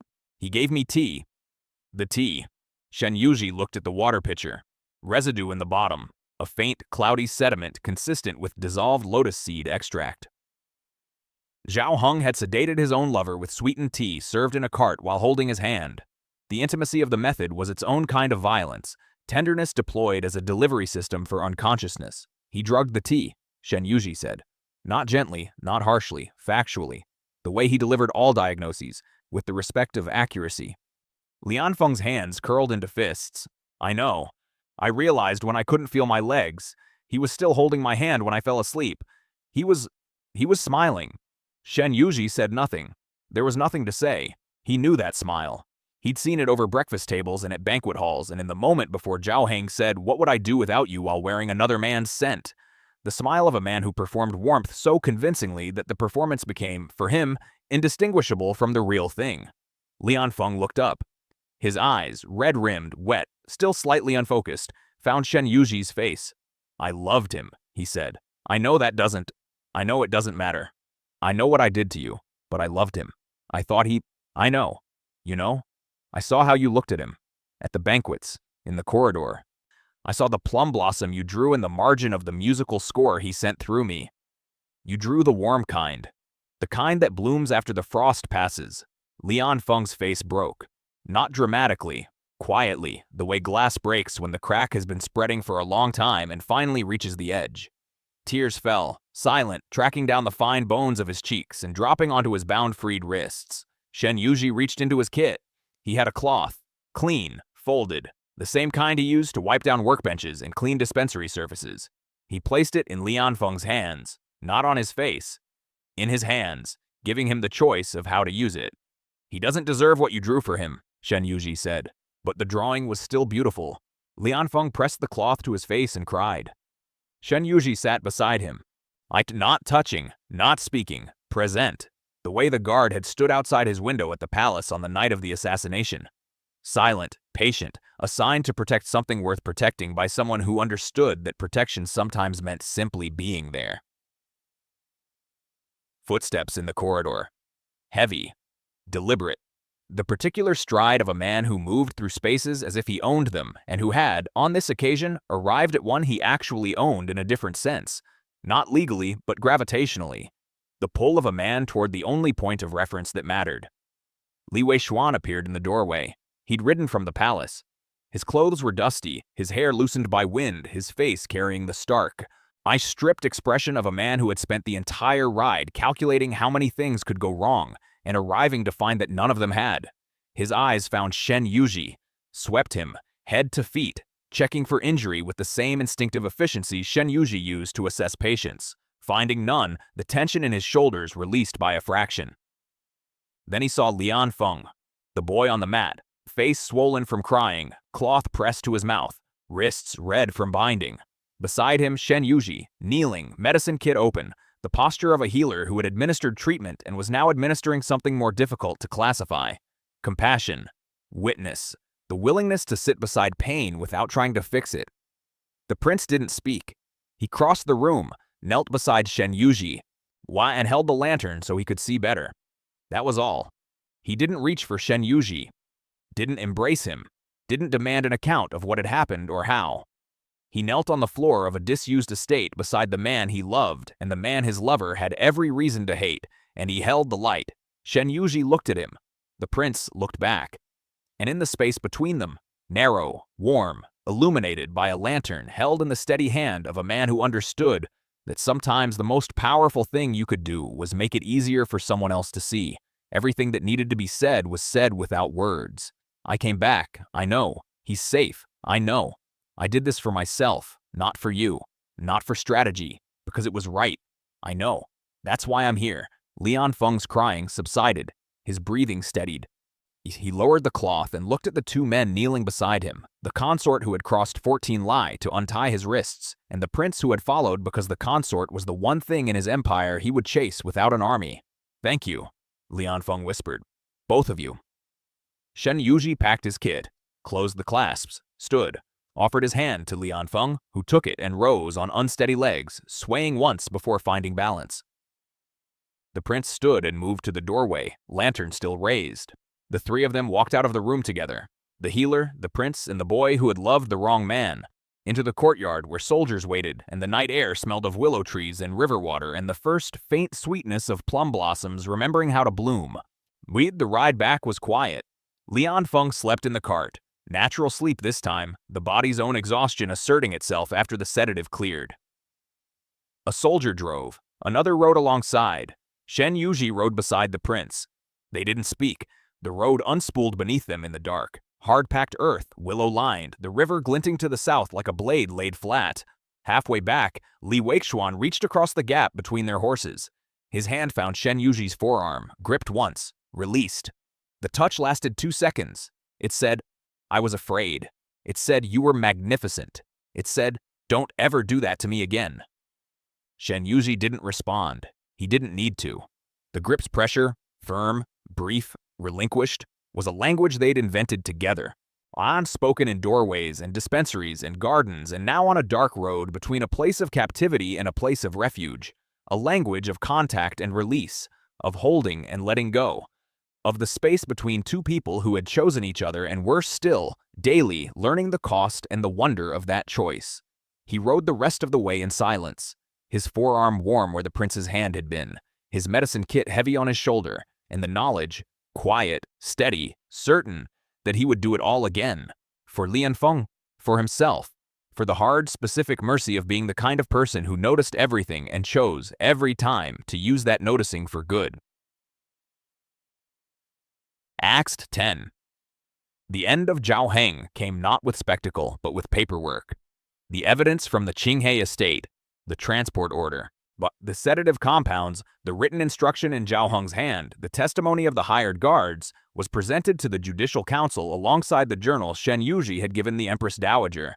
Separately, each document was damning. Together, they constituted a portrait so detailed and so meticulously constructed that even Zhao Heng's most loyal allies couldn't argue with the brushstrokes. The council deliberated for 3 days. Shen Yuji spent those 3 days in the dispensary, cataloging the final batch of specimens, 63 jars, the last of the backlog, each one labeled and stored according to the system he'd built from nothing in 5 weeks. He didn't attend the hearings. He didn't need to. The evidence spoke in his handwriting, and his handwriting was the clearest voice in the room. Lian Feng testified voluntarily. This was the detail that surprised the court. Not the evidence, not the financial irregularities, not the kidnapping. Those were political maneuvers, comprehensible within the grammar of power. But the Prime Minister's lover choosing to testify against him, publicly, by name, destroying the secrecy that had been the affair's only protection, was something the court's vocabulary didn't accommodate. Lian Feng sat before the Judicial Council in a plain robe, hair tied simply, hands visible on his knees. He spoke for 40 minutes. He described the affair, its beginning, its progression, its concealment. He described the side gate deliveries, the corridor meetings, the private performances in Zhao Heng's study after the household staff had retired. But he described the jade pendant with his name engraved on the back, which Zhao Heng had commissioned as a gift and then hidden in a desk drawer, to be retrieved and returned to Lian Feng during their meetings. A talisman of intimacy that existed only in the spaces between visibility. He described the tea, the sweetened tea in the cart, the hand holding his while the drug took effect, the smile. He did not cry. His voice was steady, thin but unwavering, carrying the particular clarity of someone who had decided that being seen was less frightening than being hidden. He looked at no one on the council. He looked at the far wall, where a painted screen depicted mountains in mist, and spoke to the mountains as if they were the only audience that wouldn't judge him. When he finished, the Chief Justice asked a single question. "Why are you testifying, musician Lian? You could have remained silent. The evidence against the Prime Minister is sufficient without your account." Lian Feng's gaze dropped from the mountains to his own hands. The hands that played the guqin. The hands that had drawn a warm plum blossom in the margin of a musical score. The hands that Zhao Heng had held while poisoning his consciousness. "Because someone came for me," he said, "when I was told no one would, and I owe that person the only thing I have left to give, which is the truth." He didn't say Shen Yuji's name. He didn't need to. The council understood. The court understood. The story, the real story, and not Zhao Heng's manufactured narrative of seduction and betrayal, assembled itself in the silence after Lian Feng's testimony like a mosaic viewed from a distance, each piece placed by a different hand but forming, together, a picture that no single piece could have conveyed. The sentence was exile. Zhao Heng was stripped of his ministerial title, his political privileges, and his access to court. His properties, including the 3 undocumented estates Shen Yuji had identified, Platzman, were seized by the treasury. His financial accounts were frozen pending a full audit. He was assigned to a border garrison in the northwestern province, a remote posting that was, in practice, a cage with a larger perimeter. He would live, he would be housed, he would be fed. But the court he'd spent 20 years mastering would continue without him, and the machinery of government he'd lubricated with charm and leverage would find new operators and forget his name within a season, not execution. This was Shen Yuji's doing. The Empress Dowager had consulted him before the sentencing, not formally, not through channels, but through a handwritten note delivered to the dispensary by a lady-in-waiting. 3 lines. The council seeks guidance on sentencing. The prince favors severity. What do you recommend? Shen Yuji had written back on the same paper, in the same precise script he used for compound labels, exile. He is not dangerous. He is small. Small men do not require large punishments. They require removal from the spaces that made them feel large. The Dowager had read his response, folded the paper, and sent the recommendation to the council without comment. Li Weishuan learned of the mercy after the sentence was announced. He came to the dispensary that evening, not pacing, not tense, but carrying the particular weight of a man who had wanted something severe and received something measured and understood, intellectually, that the measured response was correct. You asked for exile. Shen Yuji was cleaning the workbench. I recommended it. The Empress Dowager decided. She decided based on your recommendation, which means you decided. The prince sat on the stool. His elbows rested on his knees. His head was bowed slightly. Not in defeat, but in the posture of a man examining something he was still learning to read. Why? After everything he did, the neglect, the affair, the kidnapping, the political attack, after 10 years. You could have asked for anything. I could have asked for his head, and then I would be a person who asked for heads. I've spent 10 years becoming someone Zhao Heng couldn't reduce. I won't reduce myself now. The prince looked at him, slowly, with the deep, patient attention that was his only form of love, the willingness to look at something completely and accept what the looking revealed, even when it revealed a kind of strength he didn't possess and couldn't replicate. You're a better person than I am, he said. No, I'm a more precise one. There's a difference. Li Weishuan's mouth moved.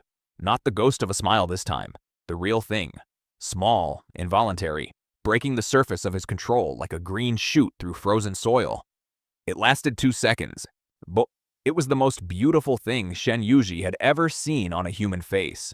I'll try to learn the difference, the prince said. You have time.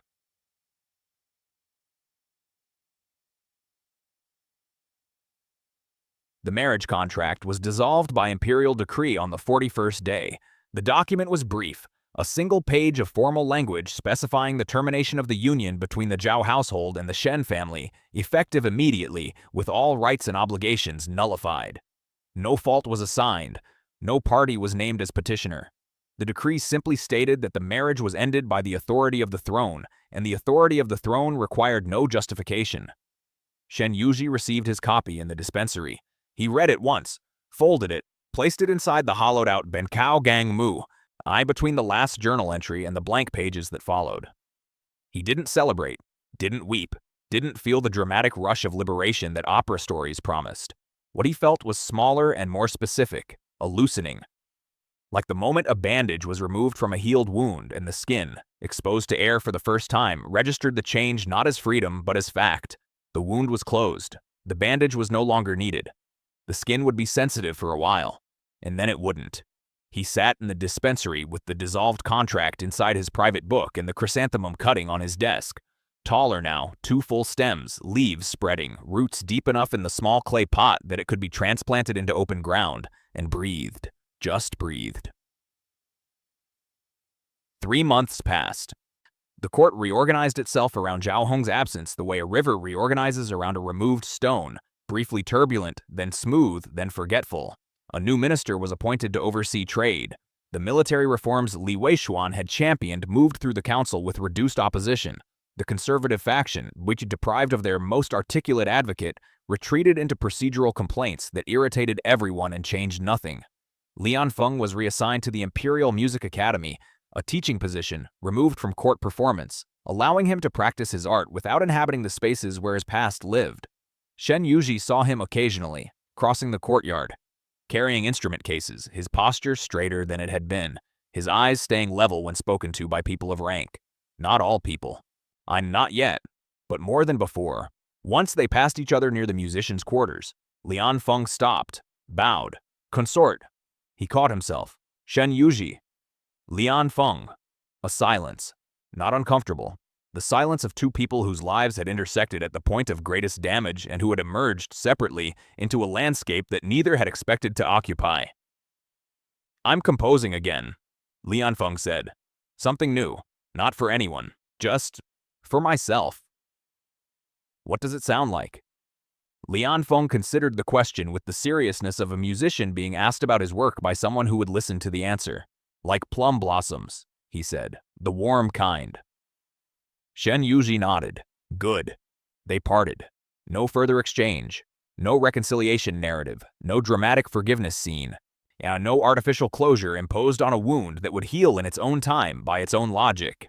Just two people walking in opposite directions through a palace courtyard, carrying the knowledge that they had survived the same man and emerged, not unscathed, not unscarred, but emerged into lives that no longer required his permission to exist. The Royal Physicians' Hall offered Shen Yuji a permanent appointment. Dr. Wen presented it formally, a sealed offer bearing the Empress Dowager's personal endorsement, full authority over the dispensary and medicinal gardens, a salary, a title. An office with a window facing the herb beds he'd planted, which had now expanded to 3 times their original size and supplied compounds to the palace, 2 garrison infirmaries, and a civilian clinic in the capital's eastern district that Shen Yuji had helped establish during his 2nd month. He accepted, not because the palace was where the prince lived, though it was, not because the work was meaningful, though it was, because for the first time in his life someone had looked at what he did, the grinding, the cataloging, the quiet, relentless labor of paying attention, and called it valuable. Not helpful, not diligent, not what would I do without you. Valuable. Worth paying for, worth building a title around, worth defending with a sealed document and an imperial endorsement. He hung the appointment letter on the wall of his office, beside the shelf of compounds he'd classified and the window through which he could see the chrysanthemum beds, the original cutting, transplanted now into open ground, a spreading, blooming, filling the garden with the bittersweet fragrance of a plant that healed in small doses and taught patience in all doses. The domestic epilogue began on a morning that was indistinguishable from any other morning, which was, Shen Yuji understood, the entire point. He woke before dawn. Habit. The sleeping platform was wide, wider than the one in his original quarters, because this was the prince's bedroom, and the prince's bedroom had been built for a man who took up space without apology. Li Weishuan slept beside him, face slack, mouth slightly open, the iron discipline of his waking hours dissolved into something vulnerable and young. One arm across Shen Yuji's waist, not gripping, resting. The weight of trust made physical. Shen Yuji extracted himself carefully. A skill he'd developed over weeks, the art of leaving a bed without waking the man in it. A task complicated by the fact that Li Weishuan slept like a soldier and registered absences the way a compass registered magnetic shifts. The trick was to replace his body's warmth with the folded edge of the blanket, creating a thermal decoy that bought him approximately 4 minutes before the prince's subconscious noticed the substitution. He washed, dressed, pinned his hair. 12 pins, same as always, placed by touch in the dark. Selected a robe of pale green, his preferred working color, the shade of new growth, practical and unremarkable. He walked to the kitchen. The palace kitchen was enormous, a complex of rooms and corridors and fire pits that served 300 people daily with mechanical efficiency. But at this hour, and before the kitchen staff arrived, it was empty. Shen Yuji had claimed a small corner of it, a single workbench, a tea set, a small brazier, as his own. The head cook had objected once, mildly. Shen Yuji had responded by adjusting the cook's chronic shoulder pain with a single acupressure treatment. The objection was not repeated. He brewed chrysanthemum tea. His chrysanthemum, a strip from the garden he'd built, dried and processed by his own hands, stored in a jar labeled in his own writing. The water temperature was 75 degrees. The steeping time was 2 minutes. The ritual was the same as it had been for a decade. The only difference was that now, when he performed it, the tea was for 2 cups instead of 1. He arranged a tray, 2 cups, a plate of sesame pastries from the previous evening's kitchen. Li Weishuan had a preference for them that he refused to acknowledge publicly, as if admitting to enjoying pastries would somehow compromise his reputation as a man who terrified senior generals. A small dish of pickled vegetables, a pot of rice congee that Shen Yuji had started before bed, left on the low fire overnight, now thick and smooth and steaming. He carried the tray to the bedroom. Li Weishuan was awake. The thermal decoy had failed. It always failed eventually. And the prince sat on the edge of the sleeping platform in his underrobe, hair loose around his shoulders. And Board looking exactly like what he was at 6 in the morning with no court to perform for and no ministers to intimidate. A 31-year-old man who hadn't fully woken up and who was squinting at the window as if the sunrise had personally offended him. "Tea," Shen Yuji said, placing the tray on the low table. Li Weichuan made a sound that was not quite a word. He reached for a pastry. Shen Yuji slapped his hand. Not hard. A light, precise tap across the knuckles. The same motion he used to correct servants who reached for unlabeled jars in the dispensary. Reflexive, authoritative, entirely without deference. "After breakfast," he said. The crown prince, the man who commanded the imperial army, who had stared down assassins and corrupt ministers, and a court that would celebrate his failure, withdrew his hand.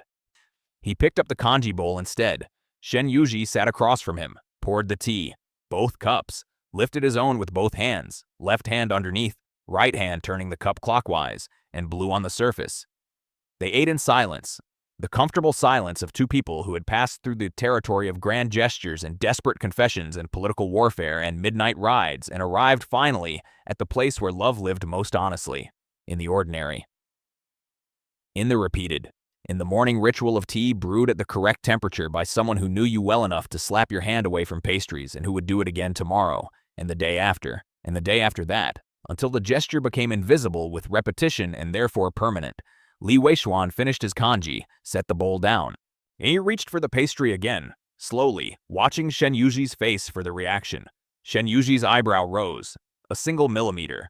The prince's hand paused, retreated, found the tea instead. Shen Yuji allowed himself the smallest expression, not a smile, not quite, but the faint relaxation of the muscles around his eyes that, in his particular physiognomy, constituted joy. He hid it behind his teacup.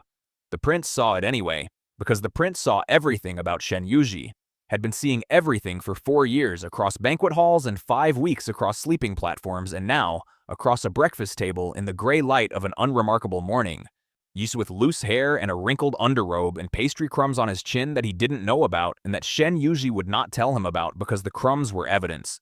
Small, specific, irrefutable, that the crown prince was, beneath the iron and the authority and the frozen plum blossom scent, a human being who ate pastries too fast and squinted at sunrises and slept with his mouth open and reached for things he wanted with the uncomplicated directness of a man who had never learned to want quietly. "You're staring," Li Weishuan said. "I'm observing. There's a difference?" Staring is passive. Observation is diagnostic. And what's your diagnosis? Shen Yuji set down his cup. He looked at the man across the table. Sharp-faced, amber-eyed, scarred and disciplined and entirely, catastrophically, irrevocably and said with the calm precision of a healer delivering a prognosis, "Terminal." The prince blinked. "Terminal? Chronic, progressive, and untreatable. I've reviewed the literature. There is no known cure." Li Weichuan stared at him for 3 seconds. Then his face did something extraordinary. It opened. The control dissolved. The mask lifted. And what emerged was laughter, not the courteous, measured sound he produced for diplomats and generals, but real laughter, uncontrolled, coming from somewhere deep in the chest that his discipline usually kept sealed. It filled the room. It startled a bird from the window ledge. It made the tea surface tremble. Shen Yuji watched the laughter the way he watched everything, completely, attentively, cataloging its properties. Duration, intensity.